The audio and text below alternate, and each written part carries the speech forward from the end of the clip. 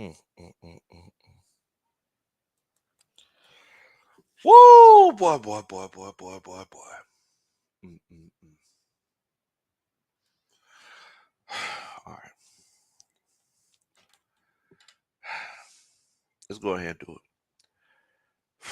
What in the world, both everybody out there that don't know me? My name is Big Low Country. I'm just old country boy, former football coach. I love to sit around and talk about sports. You yourself could have been anywhere in the world tonight, but you're here with us, and I definitely and greatly appreciate it. First of all, if you're watching the show after we go live already, make sure you put a what in the world ball in the comments. Also, make sure that you share the channel with your friends and family.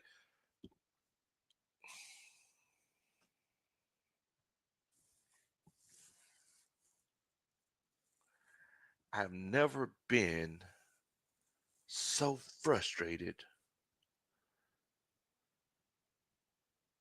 with the Atlanta Falcons as I am today. I've never been as frustrated with the Atlanta Falcons as I am today.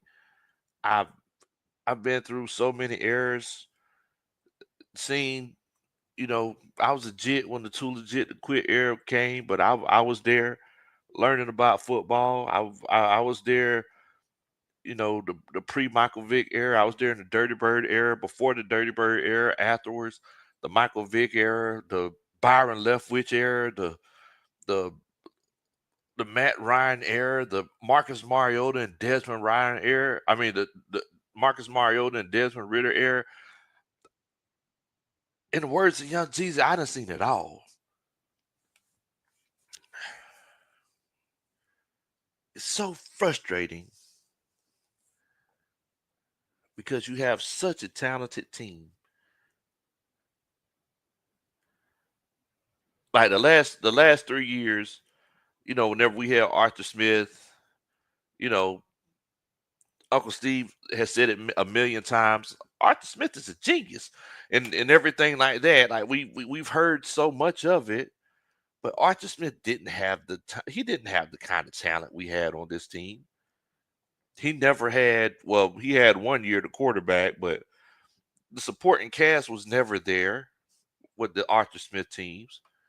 Did Arthur Smith make a lot of terrible decisions and do too much? A lot of times, yes, he did. But Raheem Morris was literally gifted the NFC South.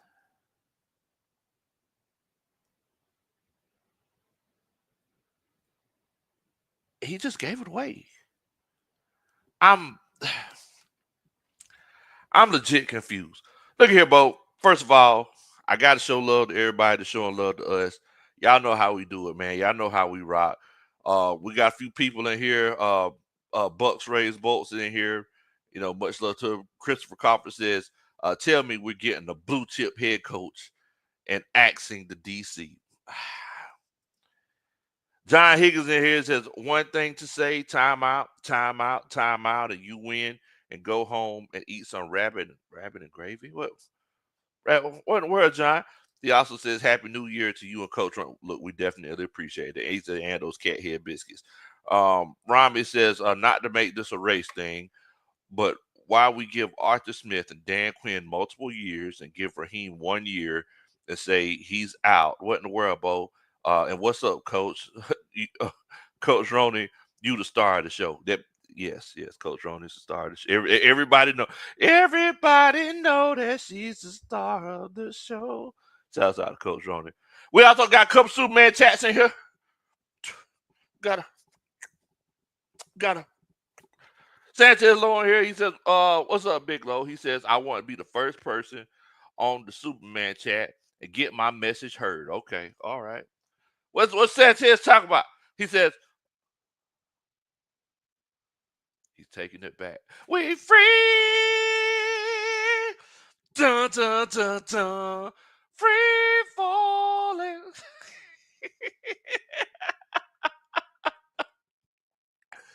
He says, yesterday I was in shock. Everyone wanted to check up on me to make sure I didn't just run off the brick. Wait a minute, Paul. Don't do it like that. Goodness gracious. Hold on now. We Here come he running off the bridge. Dun, dun, dun.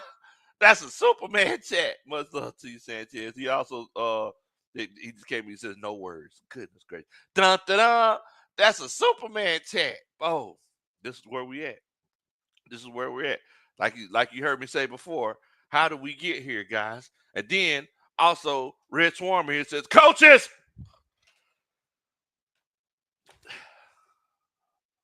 Simple. Tonight is, and also Red Swarm, dun, dun, dun, that's a Superman chat. Tonight is an emergency coaches meeting.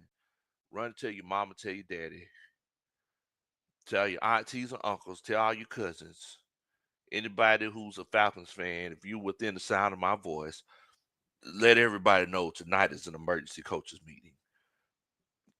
Tonight is a coaches meeting where we're talking about the coaches.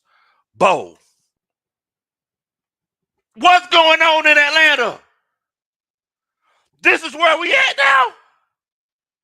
So you mean to tell me that you had essentially a 3-game lead in the NFC South? Don't even worry about what they're doing up there in the NFC North. You got the Detroit Lions, the Vikings, and the Green Bay Packers. That's most of the wild card playoff spots right there.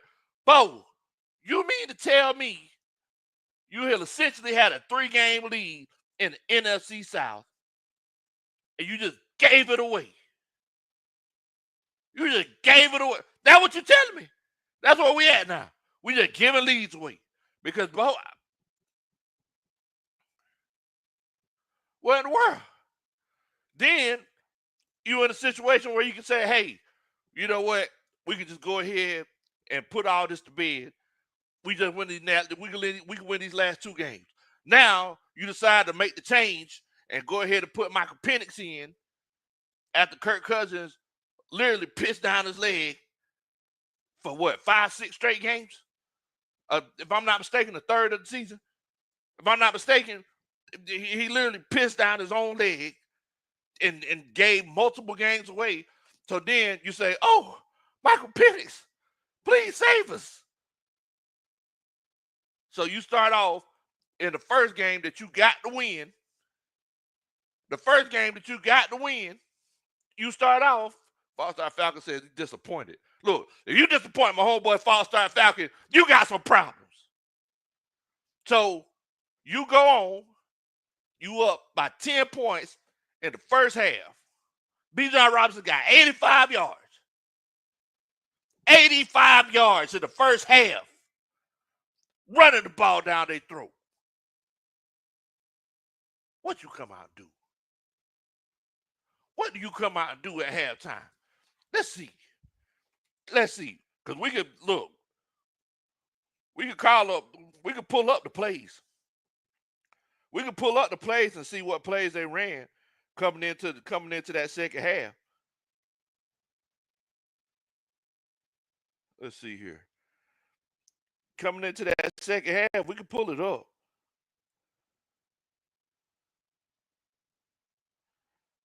All right, so the Falcons get the ball. Bijan Robinson rush to the left for 1 yard. Michael Penix pass to Drake London for a 4-yard gain. Michael Penix sacked by Dante Fowler for a 6-yard loss. Guess what happens after that? Washington keeps the ball. End of the third quarter, they end up scoring a touchdown with 13 minutes and 3 seconds left in the fourth quarter. 3 plays in the third quarter, Bo. That's what we doing. You got your chance to put your foot on their neck. 3 plays in the third quarter, Bo. I guess third quarter stands for 3 plays. I guess that's what we doing. Bijan Robinson literally running the ball down their throat. What's the offensively? Whenever you come out at halftime, you're supposed to have a script. But whenever you come out in the first quarter or after halftime, what's the first goal? Just get a first down. First play, get positive yardage. Get a first down. You up by 10 points. This ain't a situation where we talk about week 6 and we playing the doggone Seattle Seahawks, or we're playing an AFC team like the doggone Indianapolis Colts, you talk about week 17 against another playoff team for a chance to get into the playoffs yourself, and you can control your own destiny. Now here we are at the red light down there off Gobby Road. We really want to go to the playoffs. Saints, can you please win? Like, but what in the world? This is where we at. We got another Superman chat in here. Old Padres in here. He says, Coach, I will be that guy. Oh boy. Raheem teeth to the white to be trusted. Wait a minute. Who he coaching? Where he got time to UV the college. What in the world? Where he got time to UV his teeth? Says hello. I hang up and listen. I ain't gonna lie. Oh boy, but dude got some pearly whites. He got some pearly white teeth. Look at here. I guess he don't got time to focus on clock management, and he's too busy, going to the kiosk in the mall getting them teeth white. Cause he always smiling. Key. Padre da. That's a Superman chat. Bo. Not only do you only run 3 plays in the third quarter, not only that, but whenever you had a chance, whenever you had a legitimate and honest chance, shouts out to my homeboy Larry at the Dixon Way. What in the world, Bo? What's going on with you? Whenever you have a legitimate and honest chance to go up by 13 points, well, wait a minute, 14 points at halftime, you sat on the timeouts. So I'm sitting here like, look, I'm not gonna complain. We're up by 10 points. I'm not gonna complain. We'll be good. We keep the field goal in that situation. We'll be good. Look, there might have been something going on, over the headset, or might have been a miscommunication or something. I don't know what it is, but I'm pretty sure they'll get that figured out. What buddy come out, dude? At the end of regulation, they literally tried to give us the game, coaching staff. Y'all, they legit tried to give us the game. What's going on, Cuz by Keith says, hey fam, what's going on, Keith? How you doing? Hope you're doing good tonight, fam. What they do? They tried to give us the game, pass interference or defensive hold, whatever you want to call it, 13 yards. They awarded us 13 yards. But the crazy thing is that before that, they threw the ball to Darnell Mooney. Beautiful pass on the sideline. Beautiful pass. If I'm not mistaken, in coaching staff, y'all let me know if I'm wrong. Chris Miller. Yes, Chris Miller. All of those hard times. Hard times. But coach staff, y'all let me know if I'm wrong. We had it was like 29, 30 seconds on the clock. And I'm sitting here yelling at the TV, call a timeout, call a timeout, call a timeout. Tremarcy Jackson says Billy Joe Tolliver, Jeff George, yes. We've seen some things. Bobby Hebert, yes. And I'm sitting here, call a timeout, coach.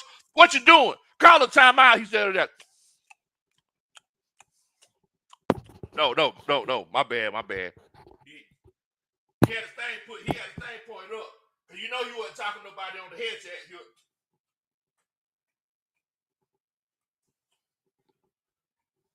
He watching the game. He watching the game with us. Meanwhile, clock steady ticking. 24 seconds, 23 seconds, 22 seconds, 20 seconds. Mind you, all you need is a field goal. So why not take a timeout? You got 2 timeouts. Why not take a timeout and bring your rookie quarterback to the sideline, stop the clock, and have your offensive coordinators do what they're supposed to do and coach the young man up? Because think about it. You're relying on a starting quarterback who's only started 2 games in the regular season for this football team. You're relying on a kicker who's only started 2 games for this football team to win the game for you. And you didn't call a timeout. You didn't call a timeout. So, I mean, look, let's just start off with the obvious. Coach staff, am I wrong? Should Raheem Morris have called a timeout in that situation? And you feel like he should have called a timeout, put a 1 in the chat. And you feel like it's one of them situations where he shouldn't have, and we're wrong for whatever reason, put a 2 in the chat. I just want to know if I'm going crazy. I just want to know if it's just me. Am I going crazy, or is it a situation where something different should have been done? Matthew Young, Matthew Young, he says, dynamic running backs are rookie quarterbacks. One more time for the people in the back, Matt. Dynamic running backs are a rookie quarterback's best friend. Da da da! That's a Superman. What in the world, Bo? That's what the dude do on TikTok? Yes. A dynamic running back, not dynamic running back and Bijan Robinson, but also Tyler Algier. Dynamic running backs are a rookie quarterback, which is Michael Penix's best friend. Yes. Goodness gracious. And what makes me so frustrated about this situation, Jerry G here got that hate in his heart. What's going on, Jerry? What's it? Track Star says, he says, I got extra timeouts if you need them. Nah, he was selling them on the low right down there for Old National, Bo. Right down there for Old National. He was selling them on the low. He was over there at the discount store selling timeouts. Like, hey, come here. I got these timeouts for you. I ain't use them for the Sunday night. That's not how it works. I apologize, y'all, if I'm extremely animated tonight. I apologize about it. I'm just upset that we hadn't been to the playoffs since 2017. And you got Buddy here, a key, and mess around and a key, us from having the chance to own our own destiny. Because look at here, you got Jerry G and Keish and all the other Saints fans in here. They sitting in here, they know the Saints ain't gonna win Sunday. Even if the Saints wanted to win Sunday, they ain't winning. If the Saints wanted to win, if they actually had the gumption to try to win, they ain't winning Sunday, y'all. They don't have the ability to do it. And I'm not being petty or anything like that. They just can't do it. It is what it is. Shouts out to my homeboy Twisted Torch. What in the world, Bo? What's going on with you, man? Hope you're doing good tonight. Y'all make sure to check out my boy Twisted Torch on YouTube, man.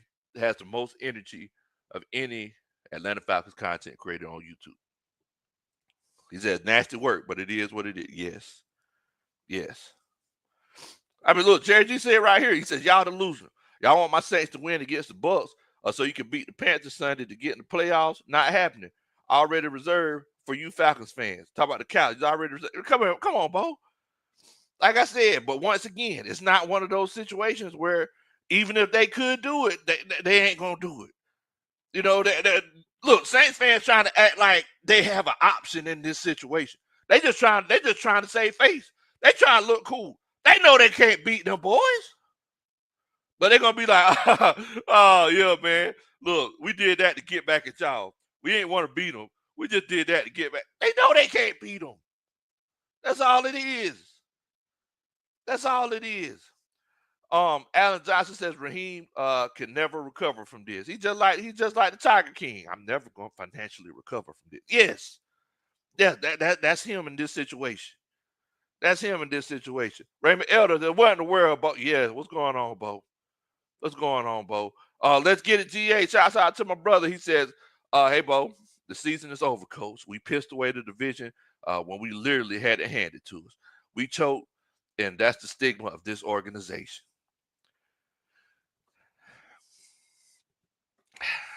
Look, man. Will Fiji says, let's call him Raheem Timeout Morris from now onwards. Make it a trend, hashtag it or whatever. Look at here, Bo. Somebody need to tell him, you know, what a timeout is. It's kind of like my homeboy Padre said before. You literally have an opportunity to stop time. You have the power to stop time. You Thanos. You can stop time, turn it back, whatever. You Thanos. You can stop time. You got the Infinity Stone. And you sitting there like, Nah, man, shoot, we don't even need that timeout. 7 seconds. 7 seconds left. What we gonna take a timeout for? Come on, Bo. My team is that good. We don't need cut. They're with the playoffs. They're with the playoffs. Mike Walker in here says, I don't know. I'm gonna watch the Falcons at, at one of the Aints or the Bucks. Hey man, look, man. I can't even knock it. So I asked everybody, do you feel like this loss was Raheem Morris's fault? If you felt like it was, put a 1 in the chat. If you feel like it was not, and anyone else's in the world fault, if I mean for any other particular reason in the world, put a 2 in the chat.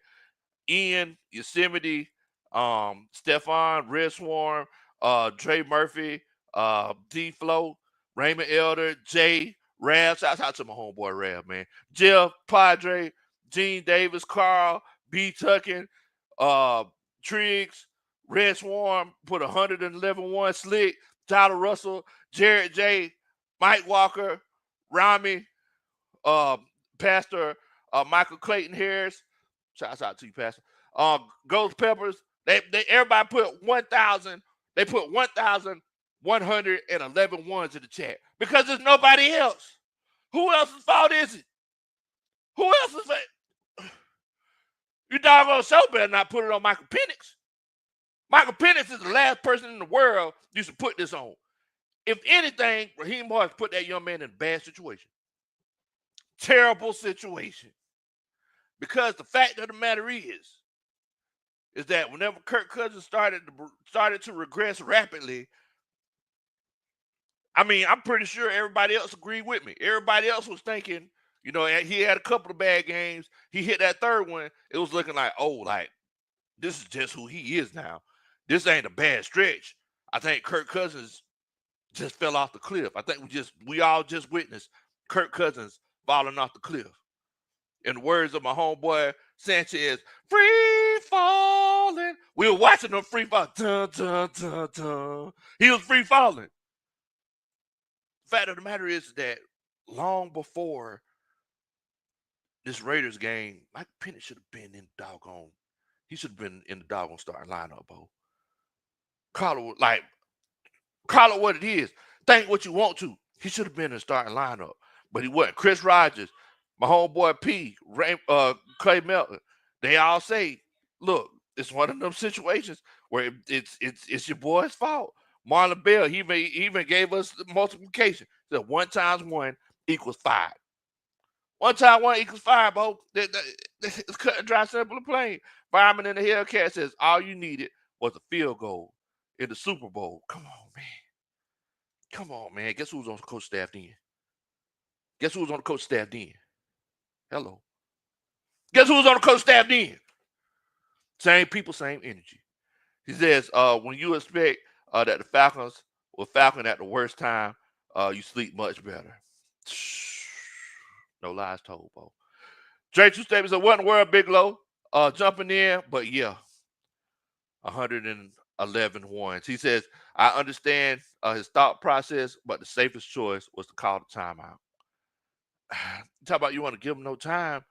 I mean, yes, Jayden Daniels threw some Hail Marys earlier this season, but Bo, like, you got a backup kicker in there. Why not try to give him the best shot possible to win the game? At the end of the day, you can control your own destiny. At the end of the day, all you need is a field goal. You just need a field goal. You're a defensive coach. You should trust your defense more than anybody. Because the fact of the matter is, and we're going to get to the defensive side of the ball a little bit later, the fact of the matter is that Jayden Daniels wasn't going to run that ball all the way down to the other side of the field for a touchdown.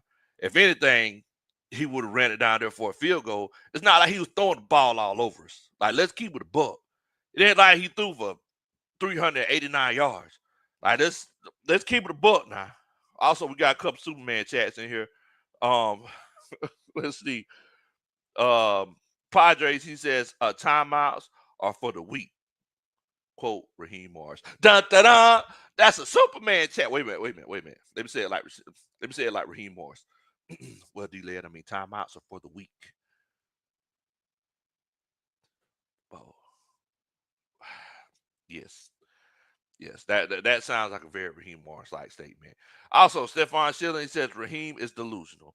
We spent 5 minutes in today's press conference justifying a bad decision instead of owning the mistake. How can we hold players accountable when he doesn't do it to himself? Dun dun dun. That's a Superman chat. Where's the lie? Where's the lie told, Bo? I ain't seen. I'm still looking for it. Where's that though? Big boy Brewski, what's going on, Brewski? He says, one, timeouts could have given us a better chance to march down the field to make the field goal and seal the game. No lies told. Dun dun dun. That's a Superman chat. Then my homeboy Fireman in the Hellcat, he says, look at third down percentage. Look at 17 to 10. Look at Daniels 127 rushing yards, 3 TDs. Ask again why you lost. We'll get to that. Dun dun dun. That's a Superman chat.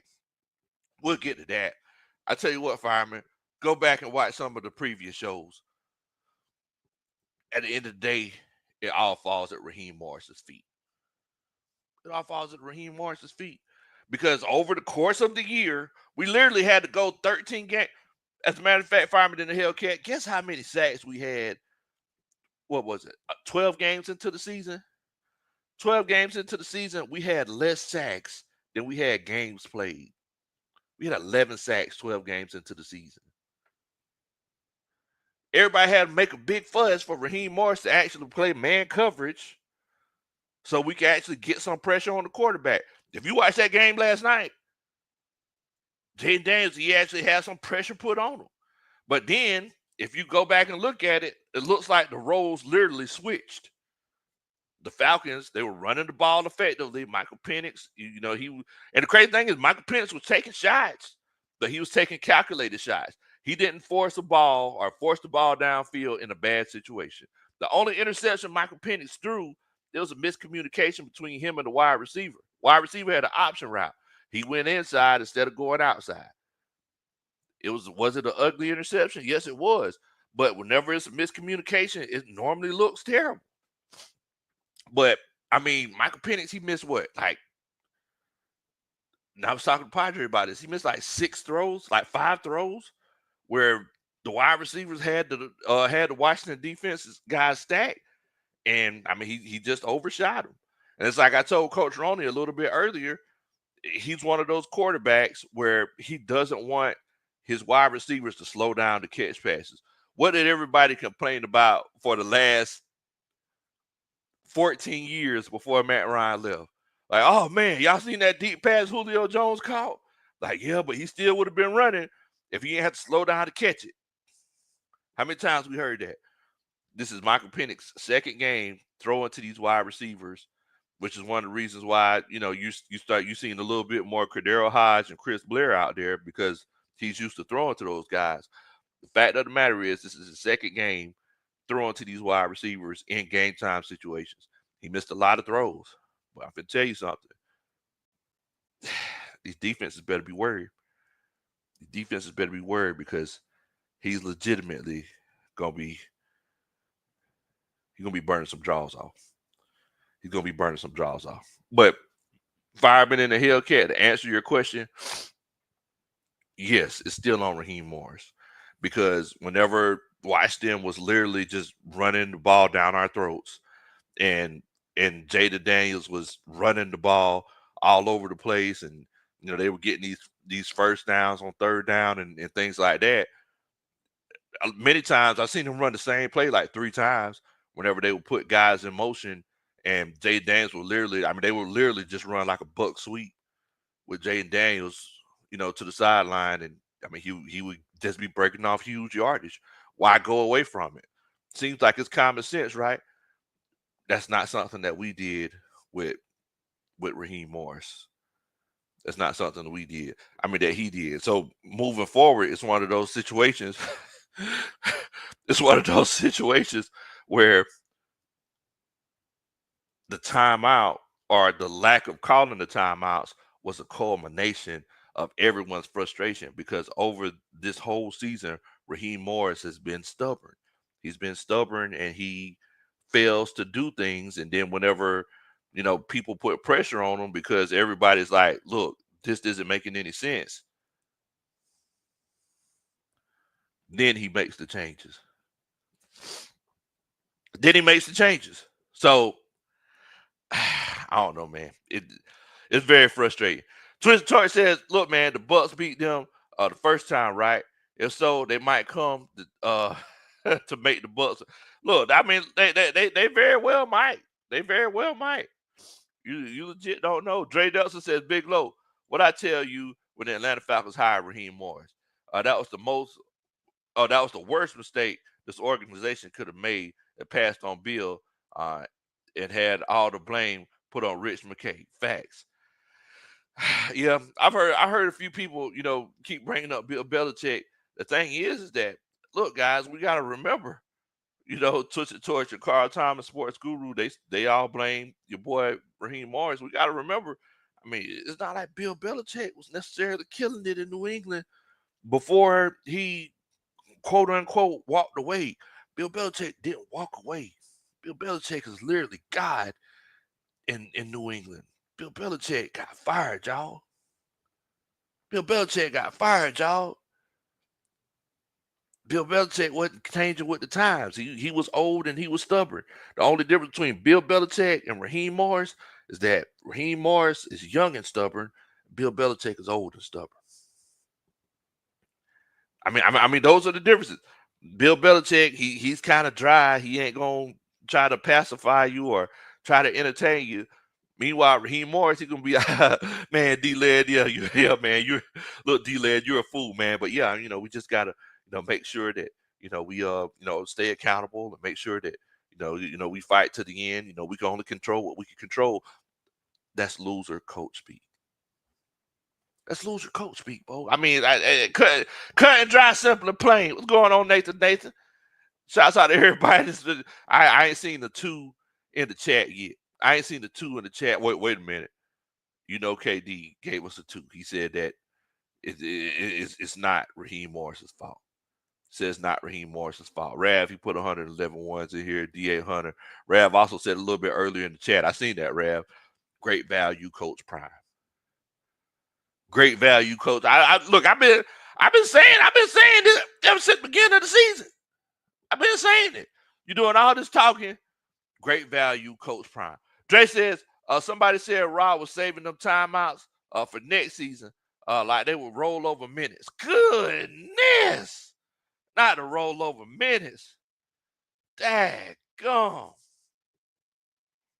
Man, so all right, so we got another Superman chat. Monty Cushing says, I kind of understand the secret weapon aspect, yet preseason is there for you. Stats are for losers. I mean, he was the succession plan. What if Kurt got hurt week one? Yes. Yes. 1,000 times. Yes. Monty Cushing, boy, y'all, coaching staff is just killing it tonight. Dun, da, da. That's a Superman chat. Yes. What if he had gotten hurt week one, y'all?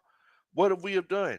And this is what I'm saying. It's one of those situations where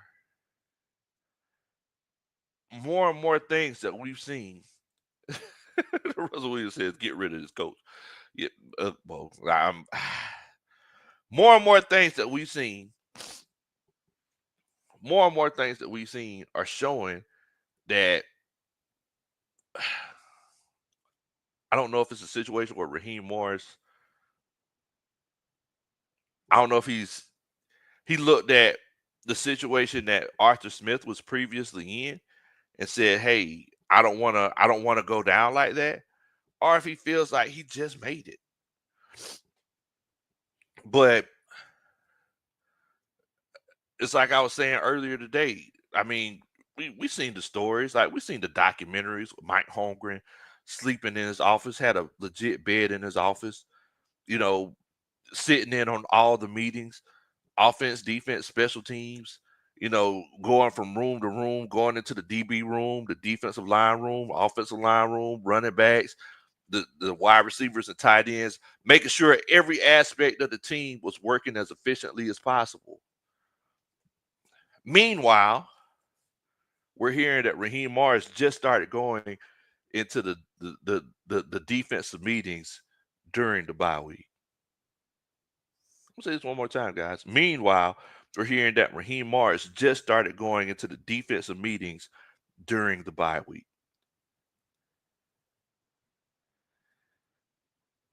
Yes. Yes. Meanwhile, you got two. I mean, I'm not going to say Jimmy Lake is a new guy. Jimmy Lake's been around the NFL and college football for a long time. Jimmy Lake was was a head coach in Washington. He was a defensive coordinator in Washington. He was a assistant head coach for the Los Angeles Rams. He coached under Raheem Morris in Tampa Bay. If I'm not mistaken, he coached for the Redskins, well, the Washington Commandos now. So I mean, it's one of them situations where I can't say Jimmy Lake's a new guy, but but you come out here and you hire a guy who, I mean, whenever I went and looked on Reddit, hey man, it's hard times, Twisted. It's hard times. But you got a guy, because of course, whenever you hire your guy, you're gonna go and do some research. You're gonna look on Reddit. You're gonna see what other fans have to say. You're gonna look at the defensive stats from the previous years, the teams that he coached and everything. And I was like, oh, okay. Well, look, maybe there's a secret sauce we just don't know about. Maybe him and Raheem could get together. Maybe Raheem is going to have his fingerprints all over this defense. Meanwhile, Raheem chilling on the sideline.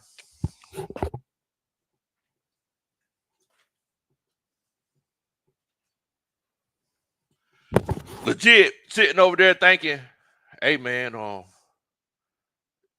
mean, I'm just sitting there looking at his face. I'm like, man, what is he thinking about?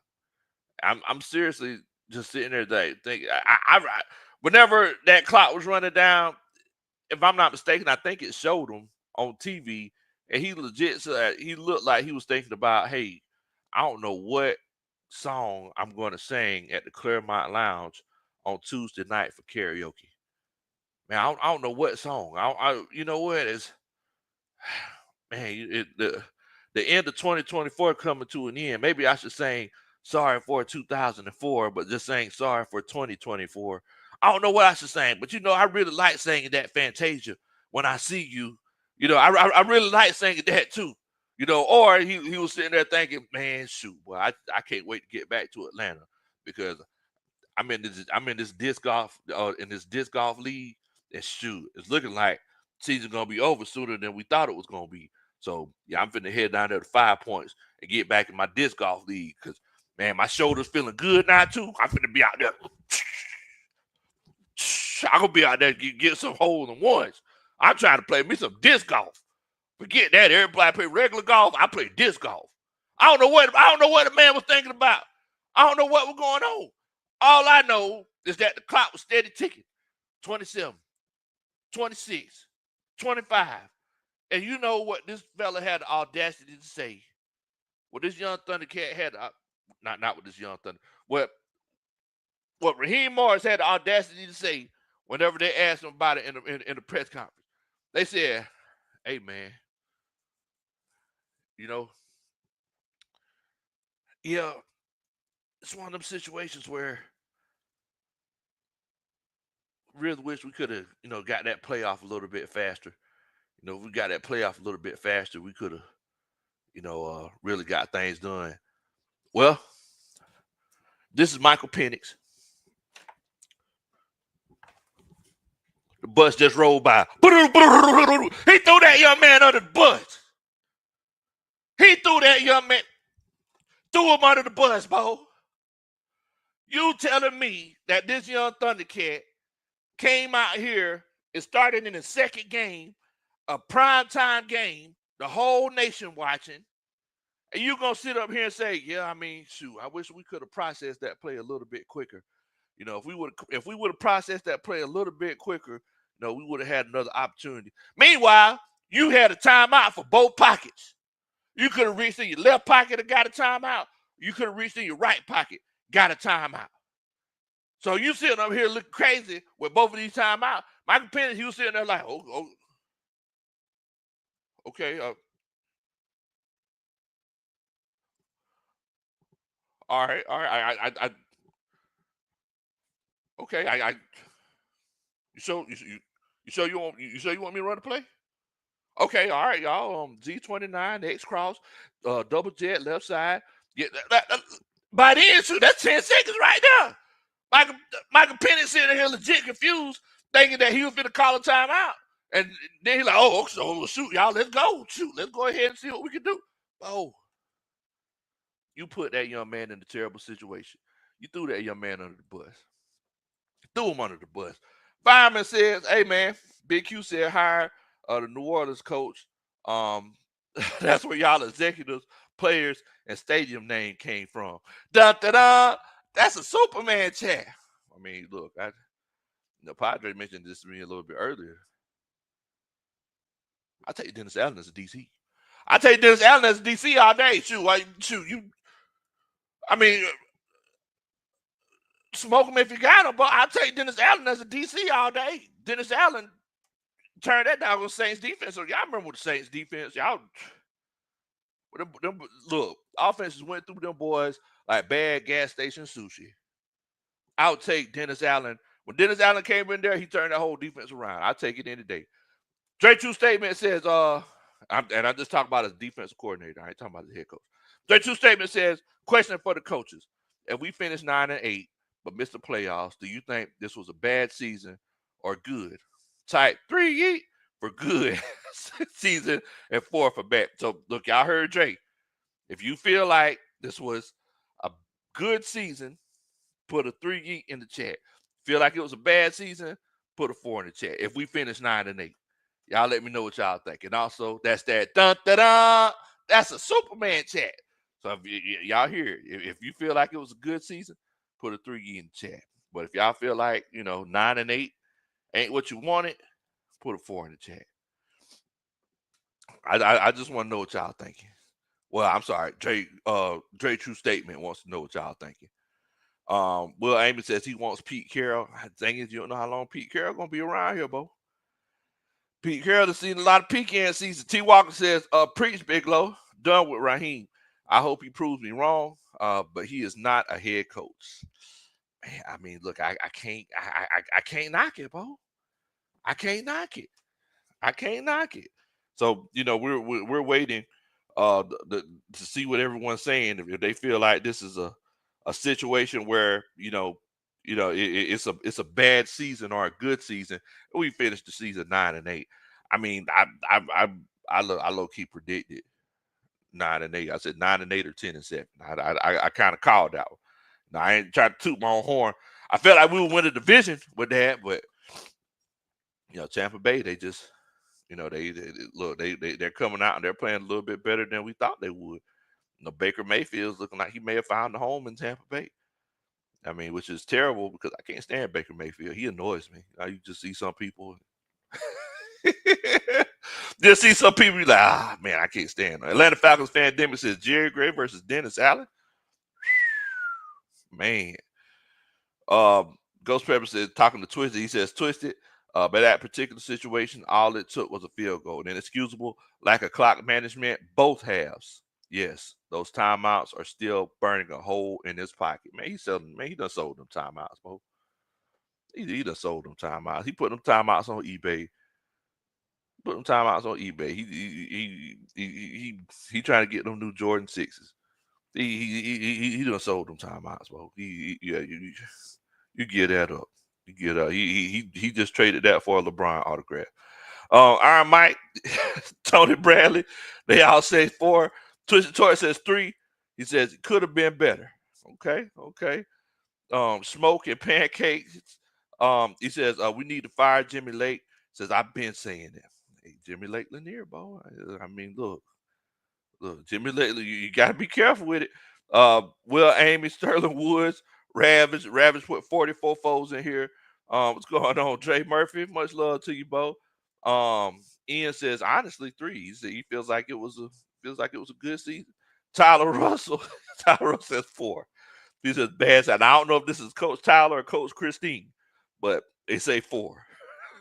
Tim says 4. He says it feels like it would be a bad season. I think this last loss is just leaves such a bad taste in everybody's mouths. Everybody's kind of like, yeah, I think I'm gonna pass on it. Walt says 3. Feels like it's a good season. TW says, heck yeah, man, this is a bad season. Boca says 4. Jamel says 4.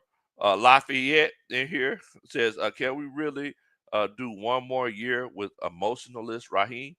Man, Raheem, is he emotionalist? I feel like sometimes he shows too much emotion. Well, you know what? When he lose, you can tell he's just trying to get through with the interviews. Yeah, y'all notice that? Whenever Raheem Morris lose, like he come in there and he just taking questions. It's very Arthur Smithish. Arthur Smith, he was more smug, but Raheem is like people ask their question, and once again, not letting people finish. And what they look, one of my biggest pet peeves, like don't talk over me. And if I'm asking you a question, like don't start answering my question before I finish, thinking that you know what I'm thinking. Don't do that. Don't do that. And we seen that. We seen that yesterday. I was like, hey, okay, all right, coach. You and your feelings. Got me in my feelings. Look, you want to get out your feelings, all you had to do is call timeout. That's all you had to do, coach. All you had to do is call the timeout. Christian says 3. Yeet. Feels like it was a good season. Jeff says 4. Says no, pineapples, I don't like it. Will Amy says both Zach and Jimmy. Iron Mike says 404's 4. Brandon Carmichael says 4. Bad season because we were 6. We were 6-3. Tyler Russell says I expect Tyler Russell. You come here talk about 25 and 0. I remember that now. You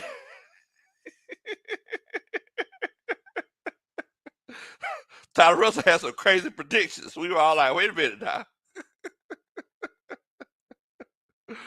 Oh man, Crump Lit Fresh, what's going on with your Bo? He said he put a 3 in here. Um, one at Track Star says we had the easiest schedule. I mean, and once again, I said this at the beginning of the season. Like they may predict that you have the easiest schedule, but as the season goes on, for example, everybody thought that this Washington Commanders game was going to be an easy dub, and we all see how that ended. We went into overtime, and unfortunately, we thought we had only 3 timeouts for the whole game instead of 3 timeouts per half, and we ended up missing out in that regard. So yes, I mean it's one of those situations where look, everybody thought it was going to be the easiest schedule, but I said every time there's a lot of parity in the NFL. The best team will sometimes drop like the 49ers, and sometimes the teams that everybody thought was going to be bad, like the Minnesota Vikings, comes out and sets the world on fire. Because everybody thought with all the people that they lost that the Vikings defense was gonna be bad. They said, look, they lost to Neil Hunter. I mean, where's Harrison at? They ain't gonna do nothing. But Brian Flores came in there and set that world on fire. I mean, Padre, me and Padre, we were talking about this earlier. He was talking about it because he said, hey, I'll take Brian Flores. And he said as a head coach. I was like, oh man, but okay then. Hey, I ain't mad at you. Then Sean Coswell says, what in the world, Bo? Rob wanted the Bucks to win the South because he's still mad the Falcons let him go years ago. Yeet, get you some. Well, look, if he hold grudges like that, he should have a bigger grudge against the Bucks. The Bucks gave him his first head coaching job. They fired him unceremoniously.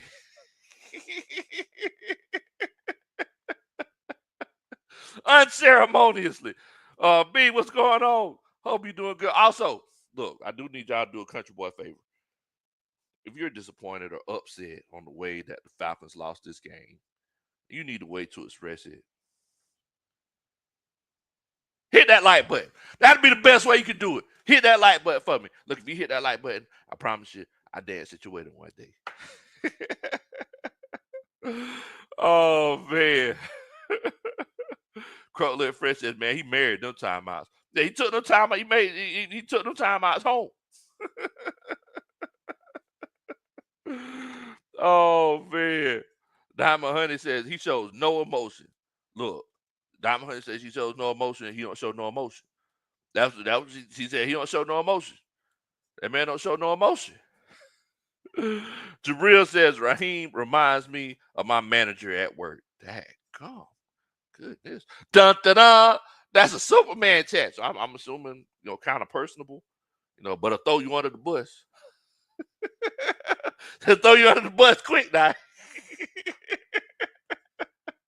They talk to the district manager behind the kiki. Like, oh man, what's going on with that? Like, hey, why is this store so dirty? Man, shoot, Jabril, I don't know why. We would think that it would be cleaner. He comes in at 8 o'clock and leaves at 5. But we would think that it would have been cleaner. But I mean, I know I manage him, but no, it's his fault. That like, wait a minute, dang, coach, you gonna do me like that? John, okay, John. So John says calling timeouts guaranteed nothing. I completely understand that line of reasoning, John. And I thought about that as well. But in football, nothing is guaranteed, right? But one thing that we do have to acknowledge is that it would have given you a whole lot better of a chance, and you would have had a chance to run more plays. I think that's the biggest issue. Nobody's saying that we'd have definitely won that game if we called those timeouts.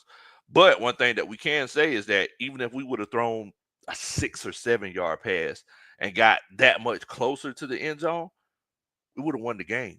Because Patterson had the ball. I mean, he had the kick lined up. He just didn't have enough leg behind it. And that's another thing that I wanted to mention. Where were the special teams coaches? Because what's one thing that special team coaches do? They watch the kickers kick, and before the game starts, whenever the coaches meet up, I don't know if y'all ever, if you play high school football or whatever, they'll have like a little coaches meeting right before the game. They'll do their briefing. They'll kind of talk about what the plan is. Coach, he'll talk to every coach and see what's going on. But as special teams coach, he'll say, "Hey, coach, Patterson's good for 53 yards, coach. And if you can, try to put him on the left hash, or hey, he can kick it from anywhere, or hey, if you can, try to put him on the right hash." Now, look, coach, I wouldn't doubt that Patterson can get you one from 58 yards. I wouldn't doubt it. Where was that at? Where was that at yesterday? Where was that at? Because there should be no reason why we were in a situation where that young man kicked that ball and didn't have enough leg to get there. Nobody touched the ball. Kicking is just like a golf swing. You're not going to lose 5 or 6 yards in a span of the last practice that was on Thursday. That's not going to happen. So why were we trying to kick a field goal, especially when it was a situation where we had timeouts, where we could have gotten closer and we didn't? Why didn't we do it? That's all I'm saying. Why didn't we do it? C-Dub's in here. What's going on, C-Dub? Hope you're doing good tonight, family. Why didn't we do it? C-Dub says, are we talking about a ha-ha, a kiki? Yes. Yes, we talking about your boy. Ghost Pepper says, held on to 3 timeouts before halftime. Wasted 17 seconds on a potential game-winning drive by not using a timeout. Raheem failed Penix and this team. Ghost Peppers, please say that one more time for the people in the back. Please say that one more time for the people in the back. It says held on to 3 timeouts before halftime. He held on to 3 of them. We just went ahead and took the point. And he said it during his press conference. He said, yeah, for the halftime, it was like, hey, we're just going to kick the field goal and get out of there. Like, wait, you don't trust your offense? Like, because the way I seen Michael Penix throw that touchdown pass to Kyle Pitts, on 4th down, I don't see why you wouldn't trust him. I mean, look, Bo, we're trying to win. We're trying to win the division. It's a do or die kind of situation. Let's take all the points we can get. Why sit on those timeouts when you could legitimately give yourself more chances to get some more points? There's a difference between taking the points and taking the points. And I don't know. I don't know. Keith says, man, look, Bo, the whole staff just buckled under pressure. Ms. B says the fact that Jaden Daniels was running all over the defense was a problem. He had rushing yards like he was a running back. He had more than Bijan Robinson. I mean, probably because Bijan Robinson was literally taken out of the game after the third quarter. He ran the ball for the first play on offense in the third quarter, and then he didn't touch the ball again until the fourth quarter. That's also another thing that I completely and totally disagree with from Raheem Morris in the press conference. Someone asked him, said, "Hey, why did you get away from Bijan Robinson after halftime?" And he said, "This man stated with every fiber of his being, this man stated, yeah, we were behind. We were trying to get chunk plays, and it was a situation where we had to put the ball in the air a little bit more than we anticipated." This man talking like we were down by 14 points, y'all. If I'm not mistaken, the most we were down by was 7 points. If I'm not mistaken, you were down by 7 points with what 7 minutes left in the fourth quarter. Why did you go away? Why did you go away from Bijan Robinson? What happened was you lost control of the game. Let's keep it a buck. You lost control of the game. You came in with the game plan. And Twisted Torch, he'll tell you. Twisted Torch, he's a coach as well. You came in with the game plan. Washington, they countered. You pretty much kept them in check that first half. Then that second half, Washington countered, and Jaden Daniels was going off. He was burning everybody's draws off, Bo. He was going off.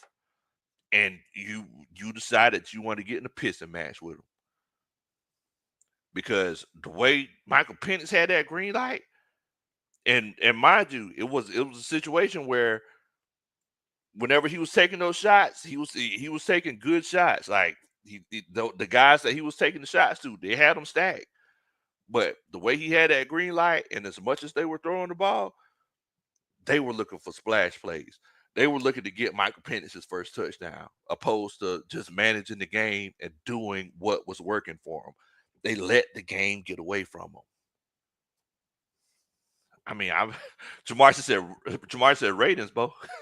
Hey, I don't know. Dre True Statement says, yeah, Rob Buggin. The most we was down in this game, I think, was by 10, and that was like in the third, I think. Yeah, I mean, like I said, it's not like we were down by a whole bunch. It was a situation where we were literally, we could have still ran the ball, and it wasn't a situation where we had to force the ball and get the quote unquote chunk plays like Raheem Morris was claiming. They let the game get away from them. They started getting greedy. They wanted to see some shots. They looked over there on the other side of the field and seen that Jaden Daniels was going off. Cut and dry, simple and plain, Bo. Cut and dry, simple and plain. So at the end of the day, Keith says rookie coordinators. Rookie coordinators. B says taking all that time off the clock. Washington did take a whole bunch of time off the clock because the thing is that, mind you, what the Falcons were trying to do, they were trying to switch up the coverages. They knew that they were going to be giving Washington a lot of looks because they would run some man coverage, then they would switch back into cover 3, run some man coverage again. A couple of times I've seen them mix some cover 6 in there. But for example, that interception by Caden Ellis, who was just mugging the offensive line all night. I mean, he was in the backfield and trying to get to Jaden Daniels. He was late a few times. But the fact of the matter is that whenever he mugged, dropped back in the hook zone and got that pick, that's what the Falcons were trying to do. The Falcons were trying to win with turnovers. It wasn't a situation where they were trying to just be like, hey, we're going to shut them down, 3 and out, 3 and out, 3 and out. I mean, they knew what Jaden Daniels was capable of doing. And I thought he was going to do more in the air. But 127 rushing yards, bro, that's ugly work. I mean, after a while, it's like, man, you gonna have to sell out. After a while, it's getting to that point. You're gonna have to sell out. Somebody gonna have to spy. I know it's gonna take away from what you got going on in coverage, but somebody's gonna have to spy. Or, and I know a lot of people don't want to hear this, maybe you should have ran big nickel. But your boy Robert Alford was getting his jaws burnt off. Robert Alford was missing so many tackles. It was getting embarrassing. Shouts out to AJ Terrell. I mean, he was killing in man coverage. There were a couple times now where he wasn't bringing his arms with those tackles. But shouts out to AJ Terrell for going crazy in man coverage. Got the homeboy Blackberry Rex in here, man. Says it's the home team. Says yeet, Big Low. Yeet. What's going on, man? Hope you're doing good tonight, fam. Oh man. Tyler said, who would play the Vikings or Lions in the first round? If I'm not mistaken, I believe it would be Tampa Bay. Or it would be us if a miracle were to happen on Sunday. Um, because we would be the that lowest division seed. Yeah, exactly. They had about a whole third quarter, and it literally got to the point where they just started running. They started running, you know, quarterback sweeps, and I mean, like I said, a few times they were pulling guards and running sweeps, and they had blockers in the backfield. I mean, there wasn't nothing that we could do about it. Oh my goodness! Yes, Robert D. Alford. Everybody's knocking D off. Look at here, man. D Alford, man. Great dude, first of all. Great dude. Yeah, the man said, who was our tackling coach, bro? Look, at the end of the day, you're gonna have guys. You're gonna have your linebackers coaches, your secondary coaches. You're gonna have all of your positional coaches, but at the end of the day, your head coach is the guy he signs off on everything. He authorizes, he auths everything. He's supposed to be the guy to pay attention at practice to say, hey, like, you need to work on your tackling form. You know, don't let me see you in the game coming with just your shoulder, AJ Terrell. Like, hey, we do rugby style tackling, D Alford. We're not doing the grab at the hips and roll over anymore. I mean, my coach always taught me a person can't run if their legs are together. If a person's 2 feet are together, they can't run. Meanwhile, it's like Jaden Daniels, who is not the biggest guy in the world, was bouncing off people. People trying to tackle him with their arms. And, I mean, look, I understand he's shifty back there, but it's one of them situations where D. Alford was just getting his D. Alford just getting his jaws burnt off. I mean, you're just getting his jaws burnt off. Yeah, you're right, Blackberry. We should have ran big nickel. We should have went ahead and brought Richie Grant in there. You know, and and mind you, uh, poor tackling. Whenever people are getting gas, whenever it's a situation where, hey, we've been out here the whole third quarter, people getting gas. The first thing to go is the tackling, and then you'll have those guys who just don't got no heart. They literally are like, hey man, just let them go. I'm ready to get back to the sideline. That's why we were supposed to have that whole deep defensive line to come in and that's why you have the Anyamadas, the Zach Harrisons, the Kadarius Streets, the Rukaroro, the Grady Jarrett's of the world, and all of these guys that help keep these guys fresh. In the linebacker room, that's not so much the case. JD Bertrand, he came in there, he made a few big plays, but in that secondary, especially, I mean, like I said, they were just going at D Alford because I mean he just couldn't get it done. He couldn't get off blocks and he couldn't get no tackles.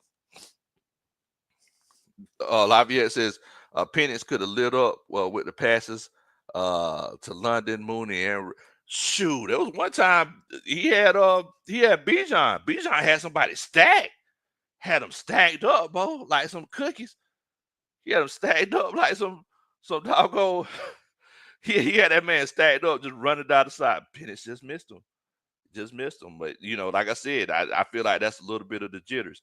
It may be one of those situations where, look, he could have legitimately have just been, like, hey, first prime time game, we got a chance to make the playoffs. I'm trying to make my mark.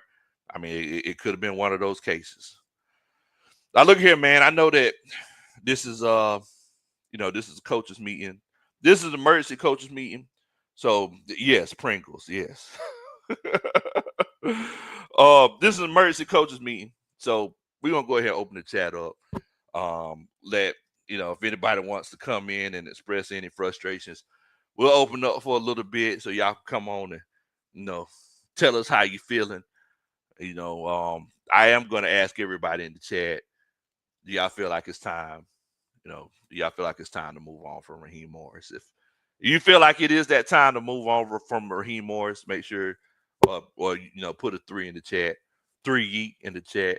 If you feel like it's one of those situations where you want to give him another year, put a 4 in the chat. I just want to know what y'all thinking, because it's one of those cases where I just don't know. I feel like it might be one of those things where, hey, if you change coordinators, that might work. But it could also be one of those situations where, you don't want your team to take on the same type of mentality that your quarterback has. I'm sorry, that your head coach has. And if our head coach is just kind of, it is what it is. We'll be all right.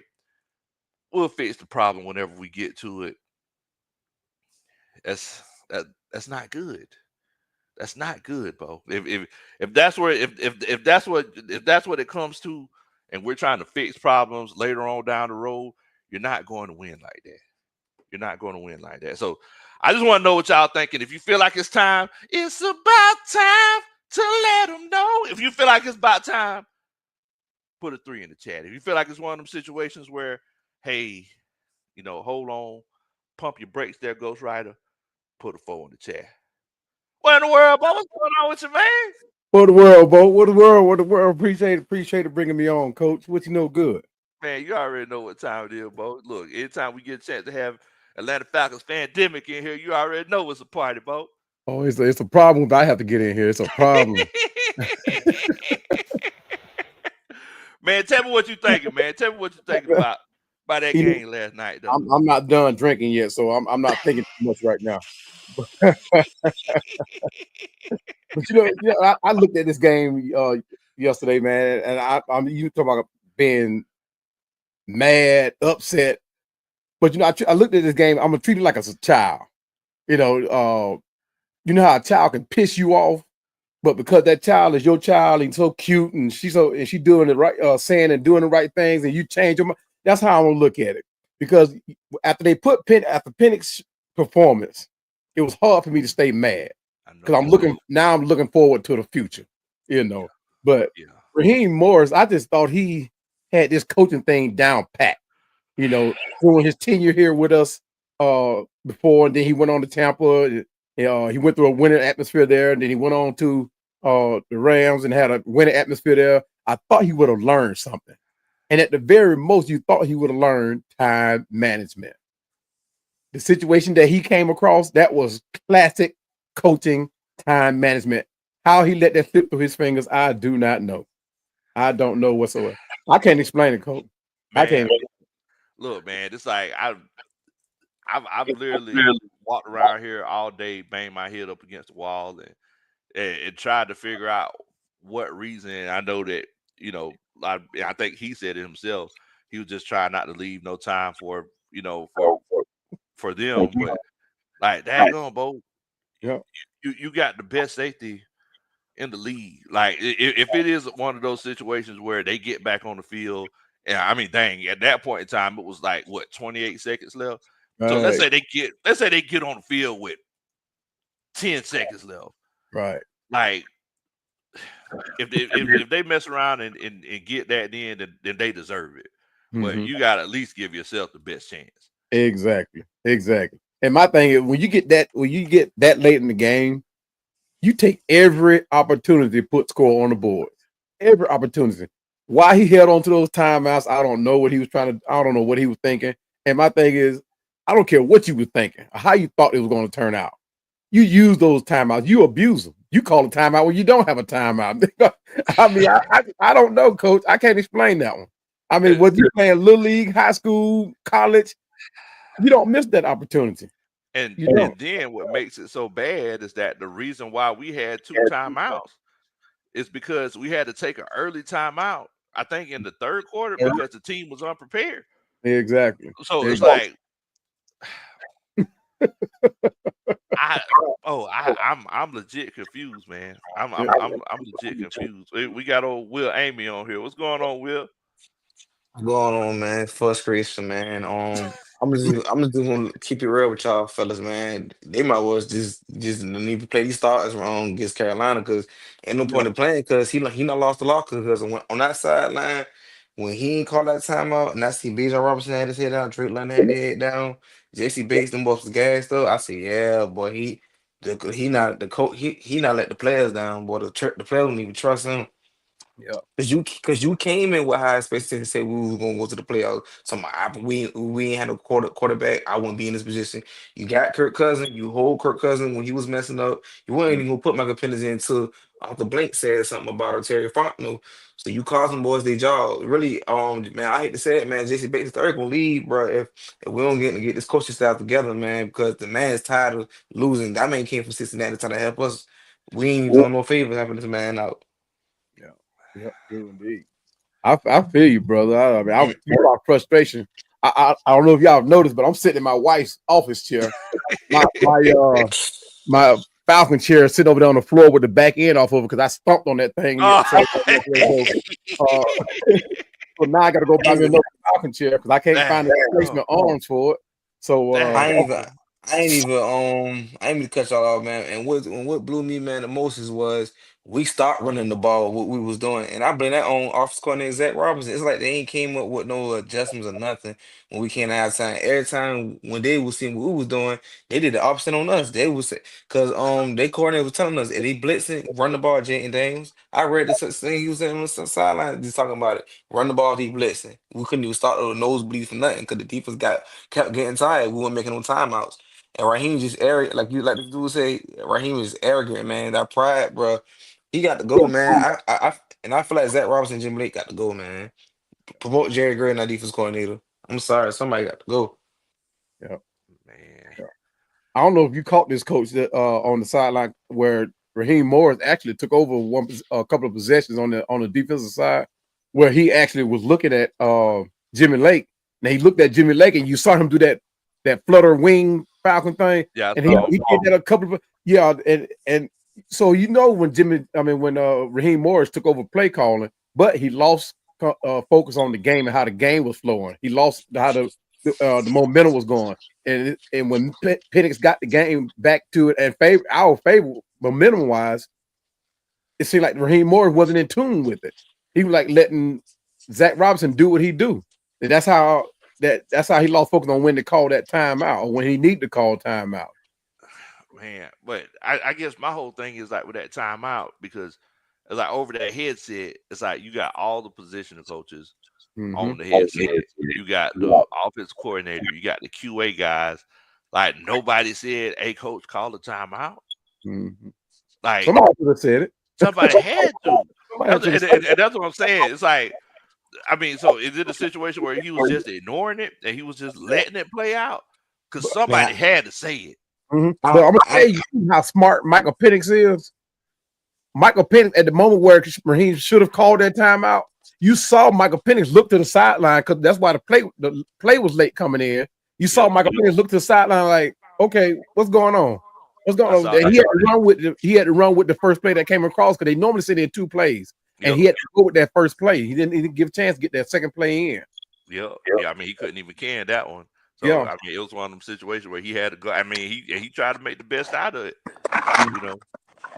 What's going on, King Richie? Man, what going on, Big Low? What's going on, man? How you feeling today, Bo? Man, look, I'm gonna tell you when I knew our season was going south, and I had been wanting to tell you this, boy. We needed another Big Low song, cause y'all don't remember when Big Low made that song. We went on a winning streak. Am I lying though? 63 mark.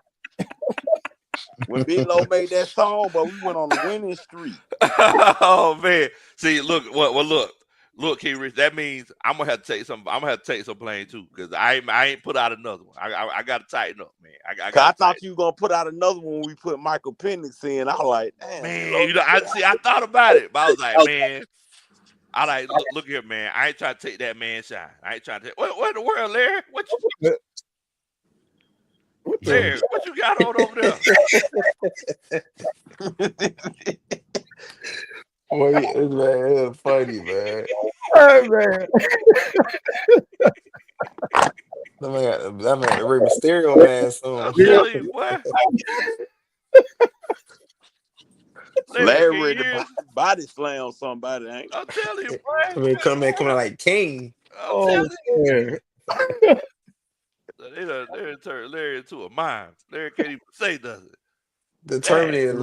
Terminator Larry Dixon way. Man, you know the biggest letdown, though, Big Low. What that? I don't Hello, even brother. blame nobody on the team, because if you looked at the sideline, Bijan was mad, Algier was mad, Drake London. everybody was mad. The biggest letdown it was your head coach. It wasn't even the players for Wasn't real. even the player, Because folks. you want me to tell you how I know it was your coaching? Because when I went back and rewatched that game, why was Malone even in coverage to even make that penalty? Yeah, exactly. What was that man doing in coverage, Bit Low? When we start sending him along, I can't even get it out. Boy, When we start sending him alone in coverage. man, I thought we got past that. Yeah. I thought we got past that. But here we go once again, you know. And when was the last time you saw us Brothers and sisters, brothers, how y'all doing? What's going on, What's going on, Larry? Hey, I just redeemed Raheem's timeout for some vibranium.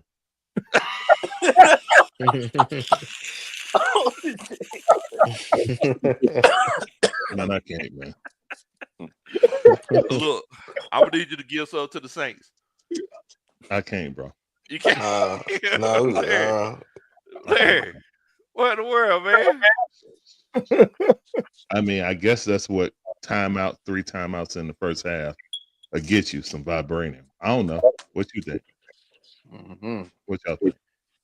Oh, man, I was on your stream, boy, Larry. You almost had a heart. Larry was screaming that scream, boy. I gotta go back and watch it. It's frustrating, man. It's frustrating, man. I personally think that the misusing the timeouts in the first half was just egregious as the end of the game. Yes. Because in both situations we were playing for the field goal. We were coaching scared. Yes. We were like, oh, I don't want to give Jane Daniels any time. But your defense just played great. You know what I'm saying? They had momentum. And when you did that, you know what I'm saying? You was like, well, we could have did this. Look, I'm glad that he apologized for throwing Michael Penix under the bus. But that's not going to help you in the future. That's going to have your franchise quarterback looking at you sideways. Wait, we all know he's not going to go anywhere. But there's going to be tension in that room, even though Michael Penix handled it like a pro. I appreciate the kid. But yeah, as a head coach who watched, you know what I'm saying, who was a head coach before, prior to, was an interim here. Watch, you know what I'm saying, Dan Quinn do these same things when you were assistant. Go to LA, learn from McVay, and come back. And you still don't know what to do with timeouts. Right. Still don't know. I mean, I can't even express how inexcusable that is. Yeah. I mean, it's inexcusable. McVay ain't taught that man that. He, McVay had did not. Nope. Did you see the Rams the other day? Boy, McVay ain't taught that man none of that. You ain't finna lie to me like that. And I ain't, and I ain't trying to cut y'all off, no cap though. But we need to get us a nickel cornerback, man, because D'Alford ain't it, man. I've been saying that for a minute, bro. We need to But get DeMarco Hellens full back healthy. I ain't even cut y'all King Richie, but like you were saying, if we had DeMarco Hellens, he would have that hit stick on Zach Ertz. the stupid thing is, one of the fastest men on your defense, you didn't even let Clark Phillips play. Yeah. I mean, this game was made for Clark Phillips. This was a speed game. You It was a need speed Clark game. Phillips. Yes, but see, Yeah, I he think got that interception. they're worried. I think they're worried about Clark Phillips because it's like it got to the point where they were literally cracking out on that slot cornerback. They worried that he wouldn't be able to get off them blocks, essentially. But the thing is, D'Alford wasn't able to get off of them either. Nope. You know, yeah, At he was least out you there had like some he was speed. picking peaches. But you, He was- Bilo, I ain't even cut you off. But you know what's crazy? When Jaden started running, you know the first thing that popped in my mind, and I know a lot of people say, "Oh man, this man that," but I played defensive tackle myself. Why didn't you just go in a dime and put your DBs up there on the line? Quit Yeah. trying to let a linebacker chase him and just go with your dime package and put a DB up in that box and let the DB spy him and just take a linebacker out and be done with it. Because it was one of those situations, they felt like Raheem Morris and Jimmy Lake, they feel like whenever they run that zone or like that cover three, they feel like everybody's literally spying the quarterback. But I mean, that's not the case because like while you trying to get back to your spot, if he's coming forward and he's running at an angle, like especially a guy like Jay Daniels, like you ain't finna get to him. Like if you get to him 8, 9, 10, 11 yards down the field, and guess what? The ref he's doing right here. Like, come on, chain gang. Yeah. First down. So I mean, yeah, King Richie, you got a point. If you would have just did something like ran a dime or ran a big nickel and maybe disguised the spy, like, hey, we have this guy look like he's running man or look like he's dropping back in the coverage, but then he just goes into the middle of the field and spies that quarterback, it would have been a completely different game. They were actually doing that at the beginning, before halftime. Before in the first half, they were doing that. They're disguised Caden rushing and drop back Bertrand or vice versa, and it was working. And where what's his name? Not Penix. Jaden Daniels, he didn't start running until we started rushing 3. Yep. And that changed. That's why they would stay on the field in the third quarter. I mean, how can you get off the field? You don't let up off the pressure, off the pressure. You don't let up off the gas. And that man sees this. Dan Quinn is not dumb. He see you don't let up gas. That every game, though. Yeah. When we had a lead, they get back in that zone and we get burnt every game. Yeah. That's why we question Jimmy Lake, who's making a defensive call. But and what makes it even crazier is that Dan Quinn ain't dumb, but Cliff Kingsbury ain't dumb. Yeah. And you would think all those years of Jimmy Lake going up against Cliff Kingsbury in the Pac-12 that he would kind of key in on some of the things that Cliff Kingsbury liked to do. But Jimmy Lake still continued. Look, it looked like it was USC against Washington out there. Like that's the way it was looking. But now I understand why they ran them out of Washington, Low. I understand why they ran them out of there I now. tell y'all. They only picked on 2 people on the defense, and that was Hughes and Alfred. They couldn't even do nothing with nobody else for real. Yeah, he just ran that shit on lock. He had and you on messed up lock. a game. I don't remember who said it, but they were like, you messed up a game where AJ Terrell was out there playing like Deion Sanders almost. Bro, AJ was going off. Then you've been crying for Kyle Pitts. As soon as he started going off, they couldn't even stop Kyle Pitts. You take him out the game and put the other tight end out there and got him running seam routes. Yes, Kyle, bro. And you know what make it so bad? It's like when Kyle Pitts ran that 9 route and he didn't catch it. I was like, man, boy, Kyle, he gonna be catching it this week. Boy. I already know. I was like, man, poor Kyle, he gonna be catching it. Boy. Then he messed around and made that catch in the end zone. I like, look, they can leave old dog alone now. But do They you can know leave after he missed that one low, he caught every other pass. everything that came through. Yep. He realized that them linebackers couldn't check him. Too small. And then when they started working just like the run game, because this the one game where a team didn't double Kyle. Remember, they didn't double Kyle because they figured, well, they ain't gonna throw it to him no way. Yeah. That man will open the whole game, and you took him out the game. Hey King, but he been like that all season though. Even with Kirk, I don't know if That's there's true. animosity with Kirk or not. Because I might be petty on this one, but I'm thinking that number 8 has a lot to do with. Hey, Kirk. I thought about that too. Hey, there's no reason. But most teams were bracketing Kyle though. That's how everybody else was getting open. This game here, they were bracketing Mooney and Drake and forcing you to beat them with Kyle. But at the same time, Kyle was ending up with cornerbacks on him, either a cornerback or a safety on him, not a linebacker. But see, this game here is usually 2 of them. This game, the whole game, they only kept 1 on him. He would be 1.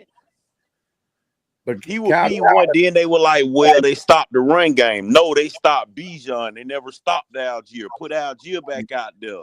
I don't know what our coaches be doing, man. And Marshawn, that man wasn't even playing that game. That would make it so sad. They had these second screens corners playing against our wide receivers. No, they were down to their third corners because they were down to their third corners with their fourth string offensive line. They were injured. They were way more injured than we was. We took advantage of one of them. I forgot that dude's name. He got I think it was number 20. I think some of Saint, something. Doing, I don't know his name. I know you talking about the little light skinned dude. But we exploited him last night. We took advantage of that. Last night's game, man, was all coaching, man. It was coach culture. Players played their heart out, man. They played. They did. It was one of the situations where I feel like Raheem Morris tried to put those timeouts in tinfoil and take them home. What's going on, Larry? What you got, bro? I just didn't want to talk on nobody. I usually raise my hand. I mean, you good, man? You good. Can someone? I understand that Washington played keep away in the second half. But John Robinson, who was the best offensive player on the team, been that for our entire team. Just like you were saying about having a dynamic running back with a rookie quarterback is the best recipe for success. Bijan Robinson had 13 carries, 88 yards at halftime. 2 touchdowns. 2 touchdowns. Y'all know what he ended up with? 150. 90 yards, 17 carries. Wow. He should have 150. What? Look that up, bro. Zach Robinson. Those are facts. That's not fiction. Yeah. You literally got baby Saquon back in the backfield. And Algier was three carries for 18 yards in the first half. He was handing out Gatorade for the rest of the game. That's ridiculous. 3 carries for 18. He was 3 carries for 18 yards. He ended the game 3 carries for 18 yards. You don't need to put him we back were out. Gutting them like fish. We were gutting them literally like some catfish you caught at the lake. Mm-hmm. I don't know if you rub mustard on them or not, Big Low. You know what I'm saying? I don't know your secrets and nothing like that, but what I'm saying is we had them boys battered up, deboned, and everything. Yep. And they had Jaden Daniels running scared it was out like, there. Hold up, Jaden Daniels got over 100 yards right now. Yeah. We got to throw more. Mm-hmm. Hold up. Oh, Big Low, I need you to do this. Look what I can do. Yes, that's what it was, Larry. That's what it was.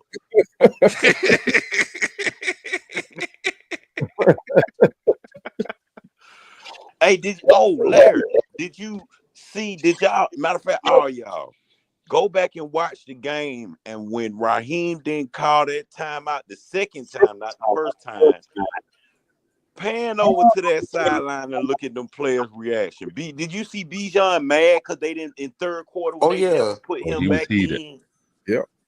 I Him and seen it. Tyler were over there hot. Yeah, Him and they Tyler. took their helmets off. Yep. I seen Bijan Rock. Bijan was like this. He said he took his helmet off. He was like this. Just when the camera was zooming on you, just shaking his head, like, what the fuck is we Him doing? and now Jill was over there on the sideline talking, just shaking their head.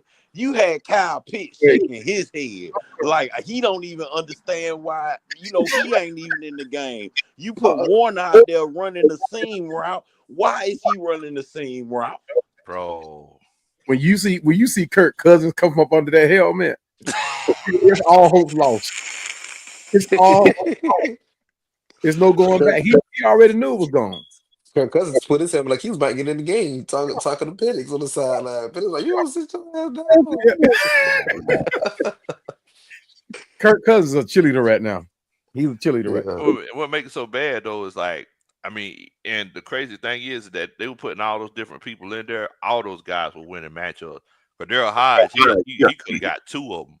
Yeah. Blair. I mean, he had that miscommunication, and it's like I was saying earlier in the show. I feel like they were running Blair and Hodge because that's who Penix has been throwing to. This whole season. He has a rapport with them. But I mean, look, Bo, it's week 17. Against you know what I'm saying? It's like, hey, but Lo, that's the crazy part. Neither one of them are Casey Washington, so why they out there? That's the only person he really had a connection with in that's the who he had a first connection place. with. Yeah. My thing is they should have just kept running the ball, containing Jaden Daniels, and playing fundamental tackling. And I kept saying that if you don't wrap up and tackle Jaden Daniels, it's gonna be a long game. And the defense got tired. They played their best, man. But who I know who really pissed off, and I ain't gonna cut y'all out. JC Bates the third pissed off on Raheem Morris. That man might lead the Atlanta Falcons if this man get retained again. Because I don't think just Bates gonna keep playing, wastes his time. Cause we waste his talent, bro. And I really miss the Malcolm Helms. If we had the Michael Hellum hit stick, I think it would have been a different story. We'd have had him and that safety back in that two Taylor secondary. Damn, I don't know. All I know is that there's gonna have to be some changes that need to be made. So I want to ask y'all, like, what do y'all feel like needs to be done? Do y'all feel like it's time to move on from Raheem? Oh Do you feel yeah, like we need to just fire the coordinators, or both I defense and think Zach offense coordinator. Robinson gone after this year anyway, because he done got a lot of coaching offers. But yeah, tell you, I ain't even cut y'all out. Oklahoma State, he ain't getting that job because they had respect Buddy contract for Oklahoma State. Buddy staying, so Zach Nah, he had a Robinson. couple of other coaching options. These college teams need some coaches. yeah, They really do. Okay, yeah, he need to go back to college because he ain't good on office coordinator. He don't like to stick with identity by running the ball. But yeah, though, they got No, to go it big ain't though. today's. You know what I realized after that game? It ain't that he ain't sticking with the identity of running the ball. They keep acting like they built this offense and they didn't. Arthur Smith Mhm. built this offense to run the ball. And Yeah. one thing that you can say what you want, but I'm going to die on this hill. If this was Arthur Smith in that game yesterday, he'd have ran that ball until they stopped it. Period. yep, Yeah. yep, Yeah. yep. I mean, He was there's no lie gifted an to over there. offense and trying to make it run like LA, and it don't. My bad, Larry. Oh, no problem. I didn't know if it was my turn yet, or who was going next. So Yeah, I you go didn't. No, ahead, you go Larry. ahead, Larry. Go ahead. Changes that need to be made, um, or what will be made. I don't think anything is going to be made. I think the fans have who they want on the chopping block. But I mean, to be honest, first year coach, rookie defensive coordinator, rookie offensive coordinator. I think they all going to be given grace. Um, do I think uh, both should be gone? Possibly. I mean, you have a sect of fans that's saying, "Hey, Arthur Smith got 3 years. Why can't Raheem?" And that's a fair point. But every situation isn't the same. And also, man, I don't want to not absolve Michael Penix for missing, wide open guys. But what I will say is he don't have the reps with those guys to have that time. And you know what I'm saying? Um, I think I don't know about you guys, but I was advocating for him to, make the switch at the bye week. You had 2 weeks. You know what I'm saying? Even if you wasn't using those whole 2 weeks because it was, Thanksgiving weekend and stuff like that, you could have still installed some stuff. You know what I'm saying? Darnell Mooney said out of his personal time, come to my house. We need to get some reps in because I never caught a ball from a left-handed quarterback. You know what I'm saying? So those type of things could have happened. And I think Penix would have been better for it by now.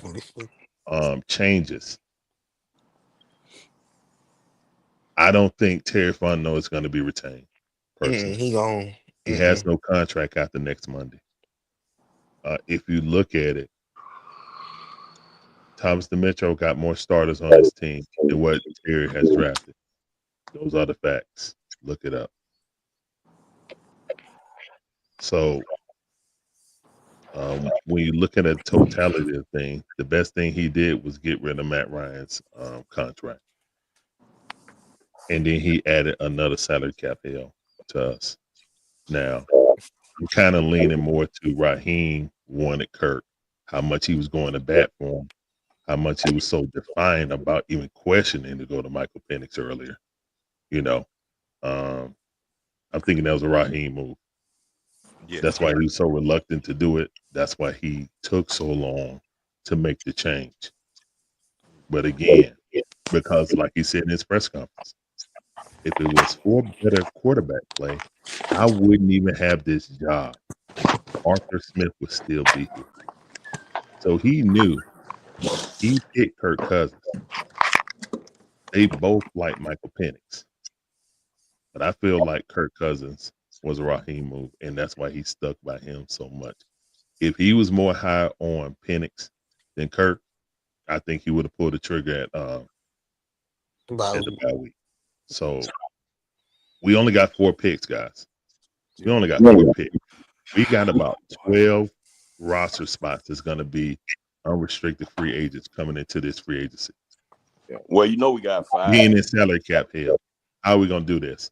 Restructure? Yes, that's just to get everybody under the cap that we can retain. How are we going to fill these spots? Again, Terry Fontenot, sorry. I can't see how they retain you. You know what I'm saying? Unless Raheem go to bat for you and be like, all right, if we fail this year, then you can fire both of us. But other than that, I don't see how Terry's retained. Cowboy, tell me what you think. I think we need to go back and remember what was said at the beginning of this year when they said when we built this team. Of course, it was more Raheem that was pushing it, but this is a 2 to 3 year process that we're going to be going through, trying to get this team to where we want to be. Like Larry said, I don't think nobody's going to be going anywhere. Like he said, we gave Arthur Smith 3 years, so I mean, you can't get no worse than that. But I do think Terry needs to draft better. He does have a lot of skilled players in place now, but now we need to put people in place that can support those skilled players. Be those offensive linemen that can't protect Penix. And a lot of people gonna grill me for it, but Raymond McLeod, I think he needs to be. He's a good receiver, but I think he's gonna be on the team. Yeah, he needs. I mean, because William Avery, I don't think he's gonna be here.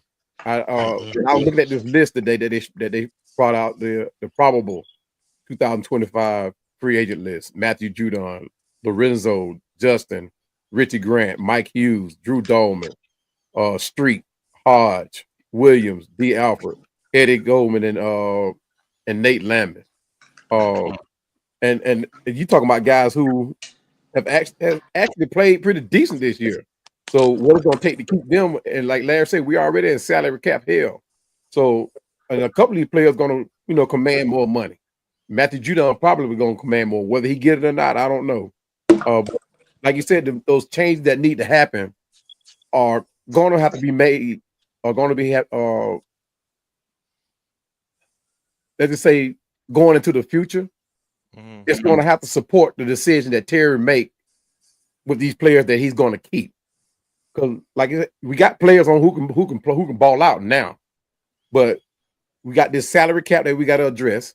We got performance or lack of performance from players that could possibly command more money that he's probably going to think if he keeps any of those players, he's going to be on the hot seat.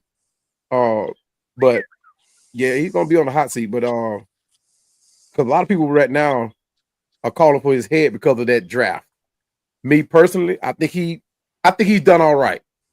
I think he's done all right to command one more year, one more shot. Because we want to see where he builds from to add to this 2 to 3 year plan he's talking about.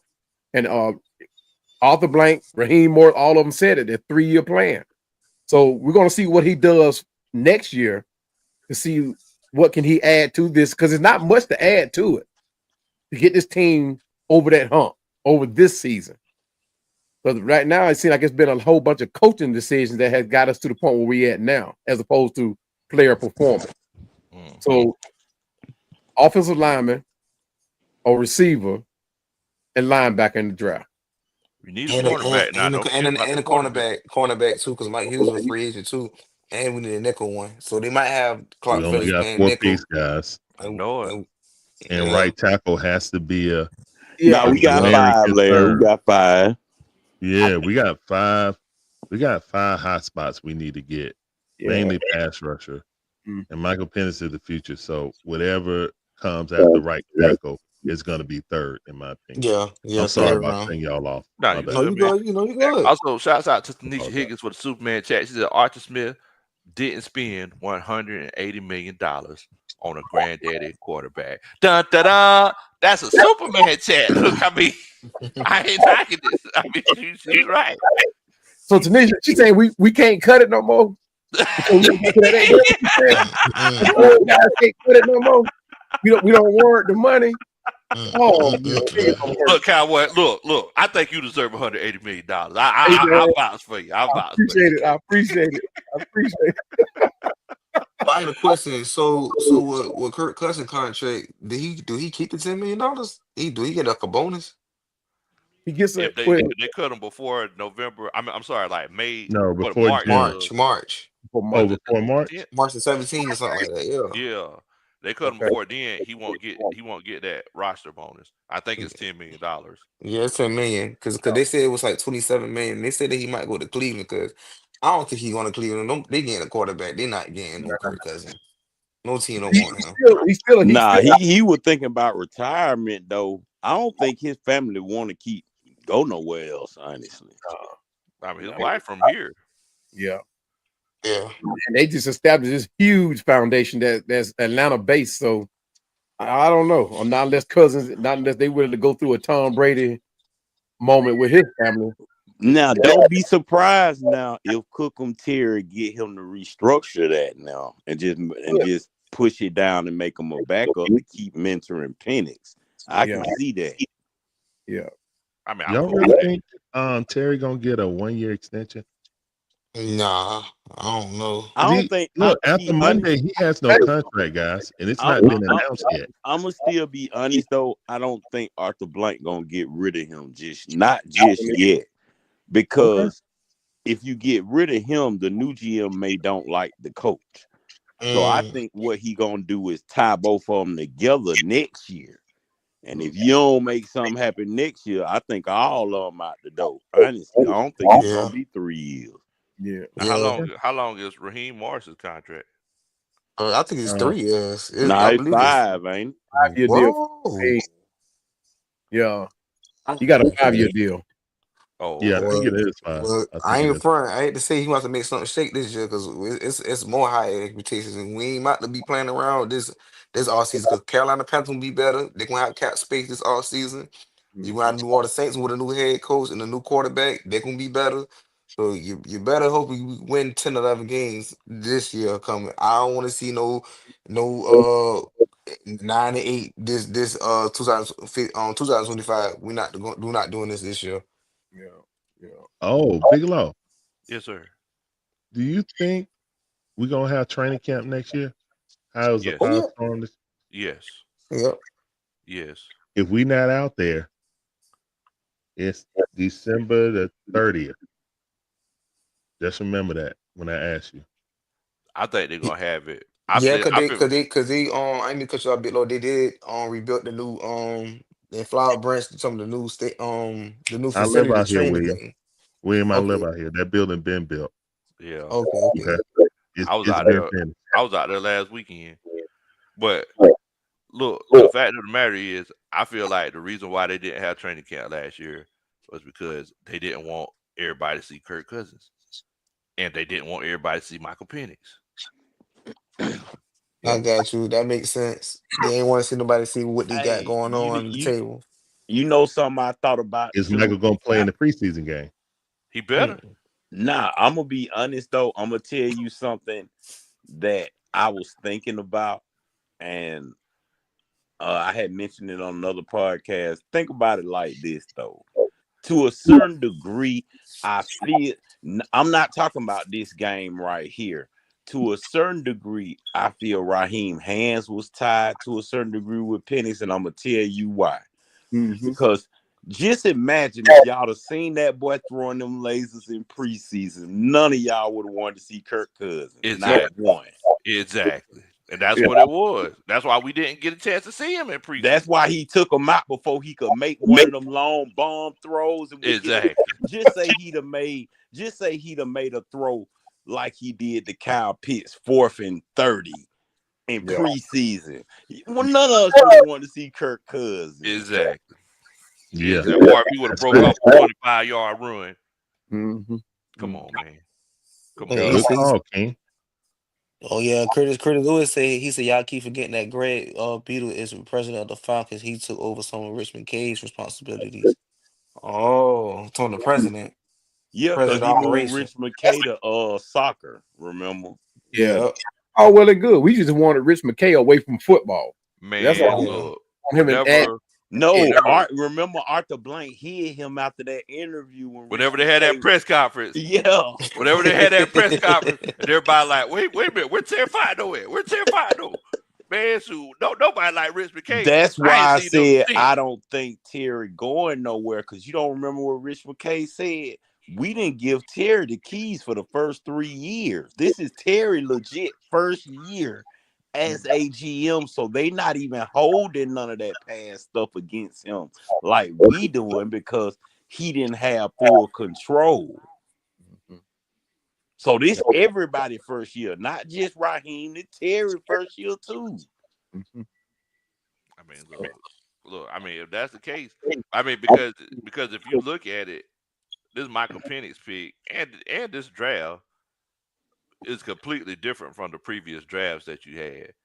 I mean, I feel like I'm just gonna go ahead and throw it out there. I feel like those last 3 drafts were Arthur Smith picks. Oh, definitely. Drake London, that definitely. You don't think so, Larry? Yeah, I think so. I feel like Drake London. I feel like Arthur Smith. No, cause remember Terry Fontenot wanted Justin Fields. He didn't even want I heard that. Terry. All right. Oh man, we went down this road. God dang it. Lay it out for it, Larry. Lay it out for it. Larry gonna get it now. Come on, Larry. I mean, Come I'm on with going it, about Larry. what Rich I didn't want to McKay go said down in the that with press this Come on road. with conference. it, Larry. Oh, all right. Okay. I think if you go back, we all watched the draft, right? We Yeah. all watched the draft. They showed the war room. Go back when they showed it when we got Cal Pitts. See who reaction was stronger.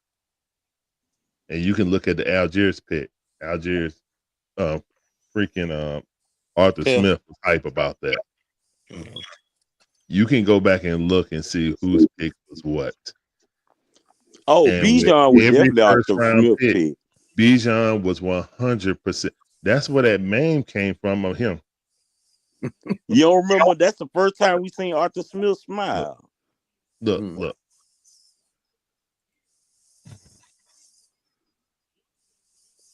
I feel like there's a pattern that you can see that Terry Fontenot leans towards the offensive pieces for the first round.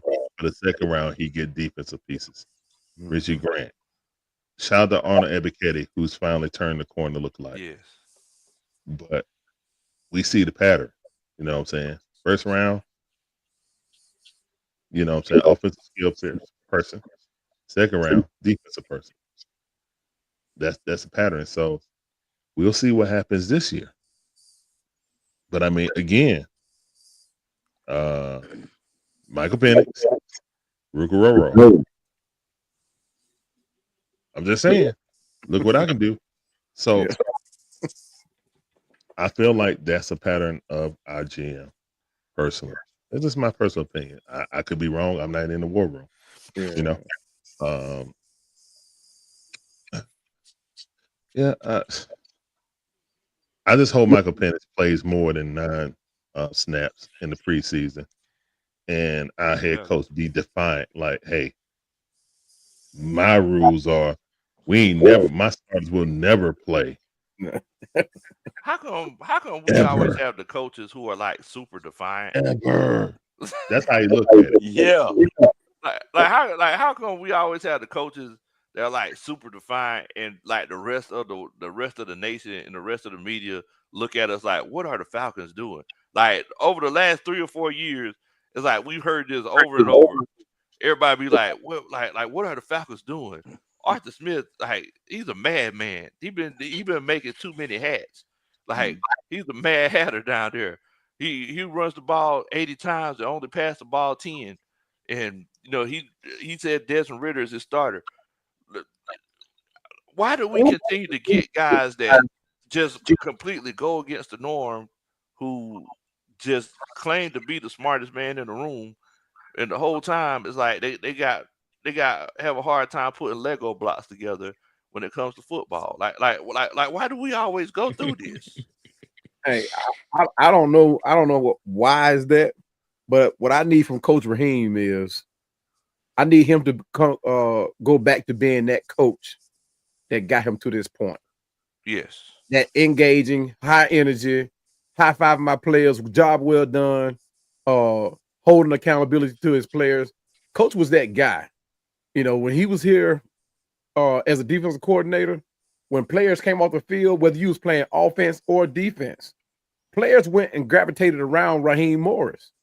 He was that guy. He got guys to do what he wanted them to do, to buy into his system. He needs to go back to being that guy. This year, he looks more hands off. He's here. He's here. He's not talking to the other coaches. He's not talking to players. He's paying attention to that. Yeah, he's doing like a Billy Goat. Exactly. Like, dude, what? You don't look like you coaching. Now I don't think he's up there in Detroit. That man face stays flush red from beginning to end. You go look at what's his name down there in Miami. He stays Mike Daniel. He stays in tune with his players the whole game. Kirby. Look at Kirby. Yeah. That's where Raheem Morris, that's where he comes from. He needs to go back to that. I think he was really just letting his coordinators do their thing. He can't do that. I know he can't, but I think that's sort of what he was trying to do, trying to not be all in they shit. But in the same token, I don't know a supervisor. I mean, even at a job, you know how they like to do. Supervisor, they do a little extra micromanaging when you at work, and he did no micromanaging at all. I feel like Raheem Morris, I feel like he's thinking too much. I feel like he wants to be a Tony Dungy. He wants to be like that guy that's like, hey, I'm just making sure everything goes right.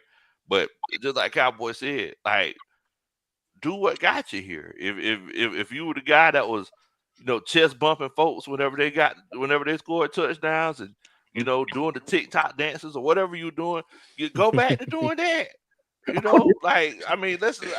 Don't get too cool for school now. Like, okay, you the head coach. And, I know you want to, look serious and everything. You don't know when the camera gonna be on you. But at the end of the day, do what got you here. I'm gonna tell you one thing. Kirby, look, I done been to Kirby Smart practices. I done been on sideline with Kirby Smart during games. Kirby don't care who looking. He don't care where the camera is. Kirby gonna say what he gonna say. He gonna drop some bombs, and he don't care what's going on. Like, that's just Kirby. You know what I'm saying? Kirby walks around at practice with a microphone. There's 2 football fields, and he'll stand in the middle of both of those football fields like, Malachi, you better get down. You better get down. Don't be good. And then he'll be like, KJ, you gotta communicate. You gotta communicate. Act like you don't got a bunch of marbles in your mouth. But he's looking at this side, and he turns around, and then whenever somebody makes a play, he'll throw the microphone down, run 120 yards, and chest bump folks, and do it like that's who Raheem Morris used to be. Yeah. But now it's Cause like I was just finna ask, what? That's why This he's just the a GOAT. question. This just a hypothetical question, though. How He's do not you think this team? I'm talking about this exact same team we got now.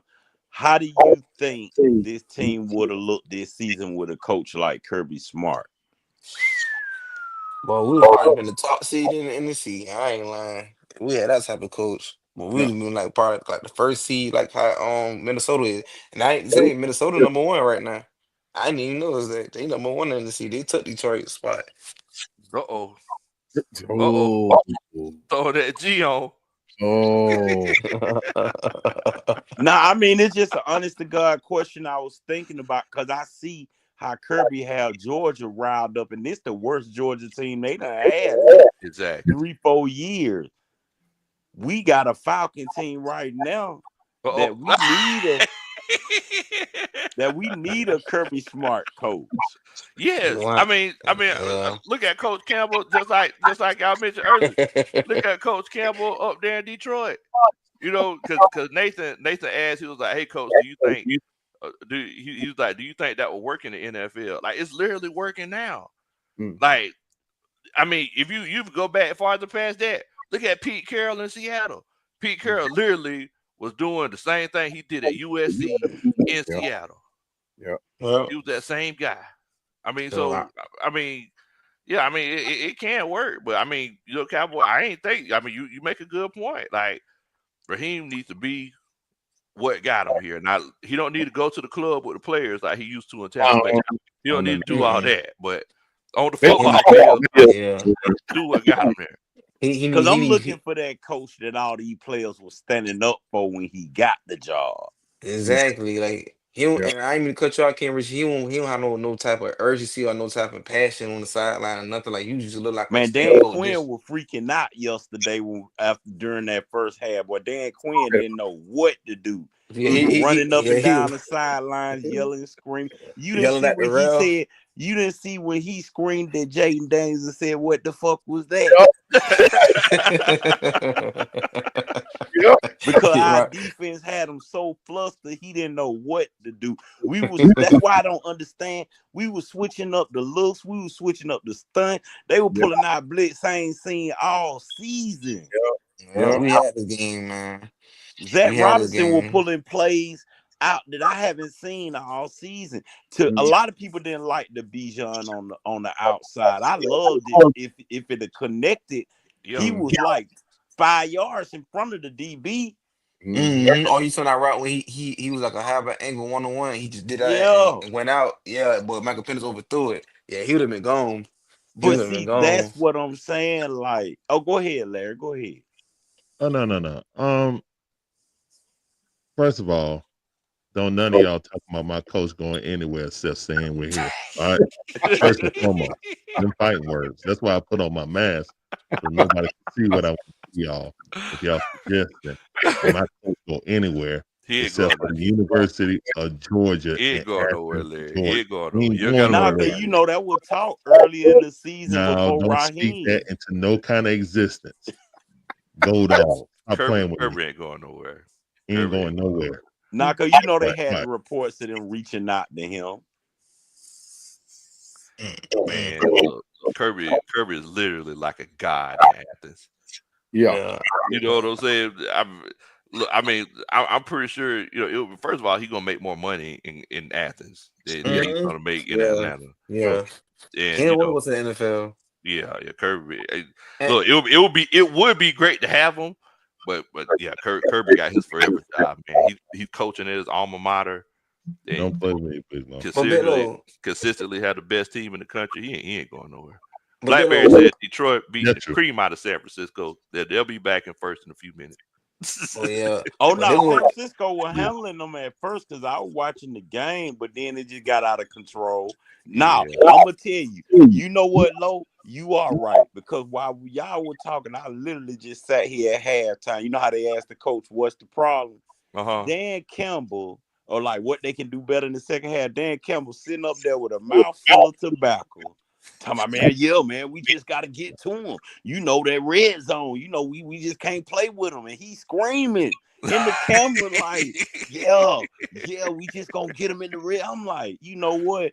I watched Dan Quinn lose his mind yesterday. I'm watching Dan Campbell lose his mind. My coach over there with them thigh highs or calf highs on, got them caprice He pants chewing rocking on, them Reese's man. bubble capris. gum, With the leathers smiling, on. Come on, chewing gum. smiling. Yeah, look What, at what, what are you doing? So I want to so make the money. so I want to back make the whenever money that they. Oh, I'm sorry. oh, it's no problem. Back whenever Dan Quinn got fired and Raheem he became our interim head coach. I never forget. I went back and like, you do research on guys. And I Mm-hmm. seen this clip from him and I forgot where he was coaching at the time. I think he was like at Washington. And they were at practice. And they had him mic'd up. And Raheem, he was talking to one of the players and they showed him on the big screen and he was looking at himself on the screen, chewing gum, and he was like, "Man, I ain't gonna lie to you, man. I'm looking good on that thing though." And I whenever he said that, I was like, I don't know if this is the guy. This was back when he was the interim head coach. I like this Mm-hmm. dude might be a little bit too full of himself. That's be killing me, Big Low. Is this dude don't take his job, say he don't hold, because when he said that I'm gonna hold everybody to count on me, including myself, I'm like, why is you not admitting to your wrong? Like, this man said something the dumbest thing yesterday. I think that I got it on my message. The dude, he asked Raheem Moore. He said that's his wish. You had 30 seconds. He said if you gonna call a timeout, this dude said it was a process. Now, you know what? He went back and explained that on his other interview, though.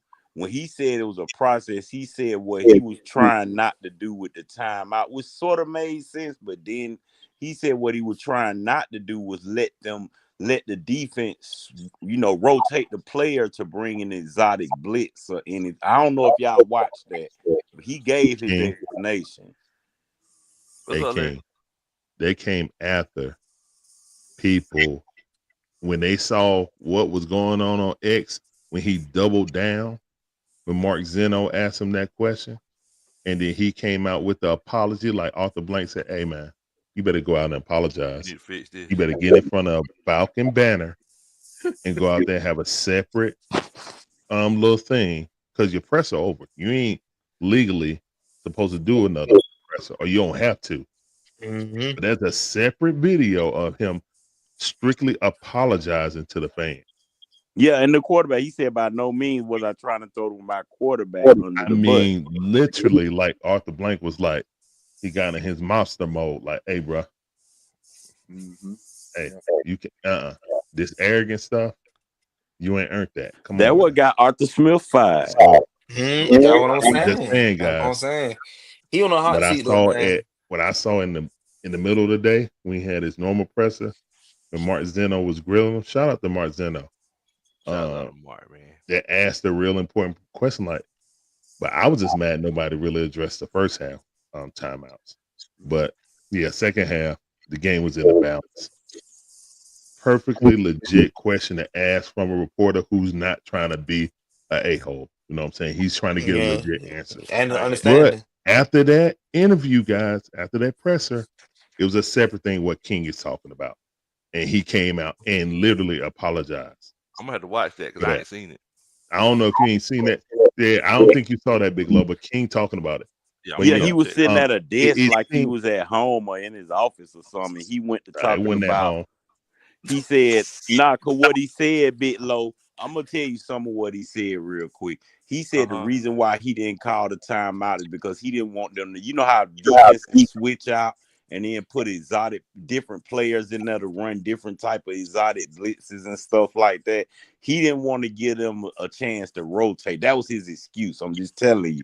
And he Well, had a look on his face like Arthur Blank done really sat him down. Like, look, I don't care what you tell him, but it needs to make sense. Wow.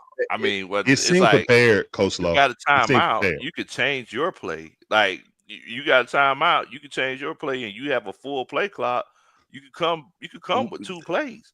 You could go ahead and can the first one if they're coming. So I mean, let's call it what it is. That's a lie. An That's excuse. a lie. It's an excuse. It's whatever you want it to be. At the end of the day, he dropped the ball. He dropped the And, ball. and Big Lord, And I ain't mean to cut y'all out, King Richie. All about the answer. Why did he lie about Cool being hurt and DeMarco Hamlin? Because he said DeMarco Hamlin gonna miss some amount of time. He didn't say he was out for the whole year. So this kid was out for the whole year. Yeah, So that's another lie. they said he was going to be out. I didn't see them bringing him back to risk him getting re-injured. So that is, I mean, the injury that he got, I mean, he could have said the kid out for the whole season. He gonna be out for the whole year. Just say that. Yeah, Raheem Morris, the way he's acting in these interviews now, you know how you interview a criminal, and he don't want to be the street snitch. yeah. He tells everything except the part that he plays in it. Yeah. In the part that he plays in, he leaves that part out, but he tells everything else. It's like watch the first 48. Exactly. I thought he was speaking. He was speaking in tongues yesterday. He I'm like watch the first No, 48. but this fan You know how the base is- crackhead go down there to the corner. He was like, well, what you doing at the corner? He's like, man, I just went down there, but yeah, they just came through me. They just let rounds go, man. They knocked nobody out. But what was you doing down there at the corner? Why was you there? He dodging the questions.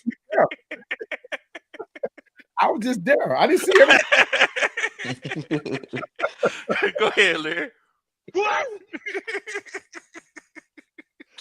Oh, I can't breathe. I was thinking about it. Just popped in my head when you guys was talking about Terry and Raheem being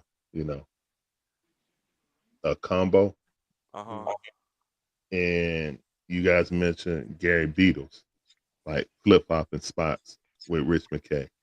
Mm. Have you guys ever seen Squid Game? Yeah. I don't know if you guys have. Well, there's a guy in the control booth that got a mask on that you don't know who he is.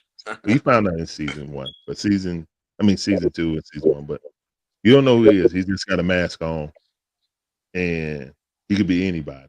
I feel like that's Rich McKay. I feel like he's still pushing the button somewhere. Man, I be saying that, man. Rich McKay Yeah, he got some pushing them control in buttons. here, boys. But He got some control. I'm sorry I in went it. left with that. I just remembered, like, I hope it stays. I mean, I I don't know. I feel like that's one reason why I don't want Terry to go, because I feel like Rich McKay gonna come right back in, and we're gonna see that same Arthur Blank and Rich McKay press conference. Goodness. And they're gonna say, well, where Raheem at? Yeah, but you know that where Terry was at is actually why they had to put him on the forefront, because I don't think they was gonna put him. I think it would have still been how it was before that press conference. That press conference made them push Rich McKay physically to the background, but not. I don't think administratively he's on the background. But he was still at the press conference, guys. He was just in the crowd. Yeah, he wasn't on the stage.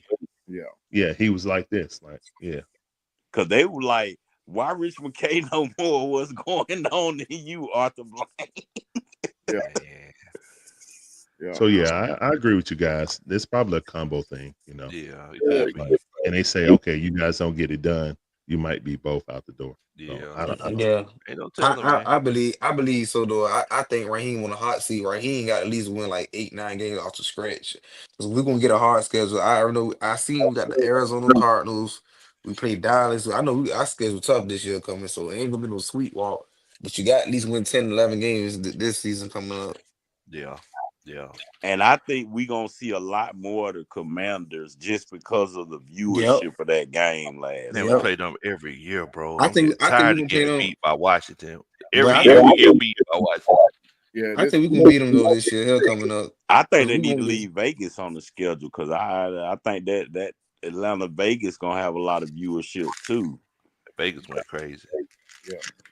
Vegas Oh, went crazy. and we play Baltimore Ravens. We play Lamar Jackson and Derrick Henry. Oh Lord, yeah, we gotta get us some edge rushers. Yes, We sir. might go ahead and tighten up them edge rushers and linebackers. Yeah.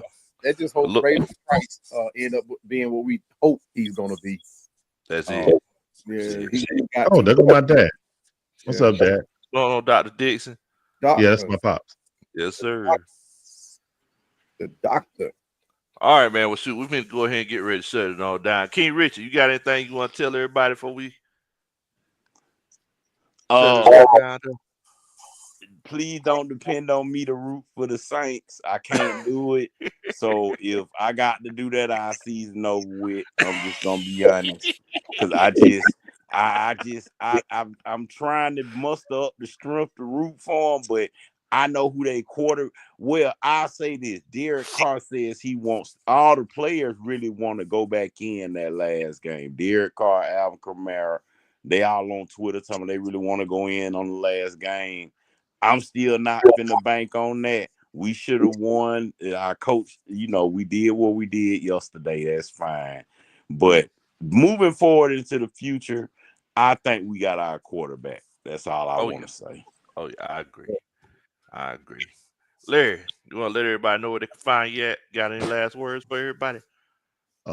Thank you for having me on the platform, brother. Guys, if you're in here, please smash that like button. It's a lifeblood of all of our streams. It helps that YouTube algorithm know we're doing a good job, man. So please don't be that guy. Tip your waiter, tip Big Low for this great content. For real. Definitely. Uh, um, me and my beautiful wife Shonda do live commentary for all our favorite sports teams: the Braves, Hawks, Falcons, Bulldogs, even them Lizards down in Florida. She a Gator fan. You see behind me, she a Gator fan. I'm a Bulldog fan. So,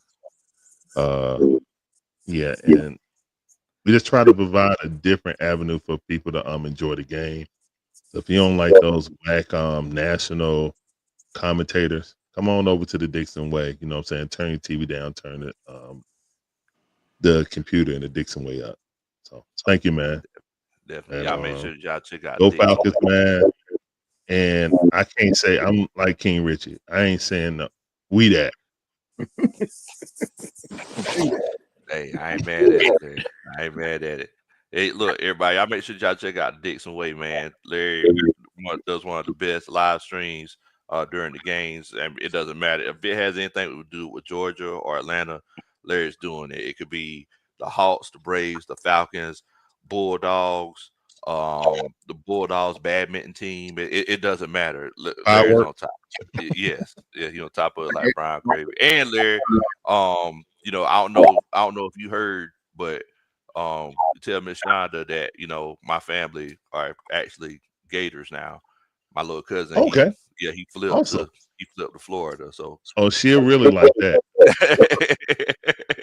yeah, She'll really like that. he flipped to Florida. So Yeah, I'm yeah. gonna tell her too. So I'm like, yeah, Big Low little nephew to the Gators now. She's gonna be like, yeah, he good. He one of my peoples. So, yeah.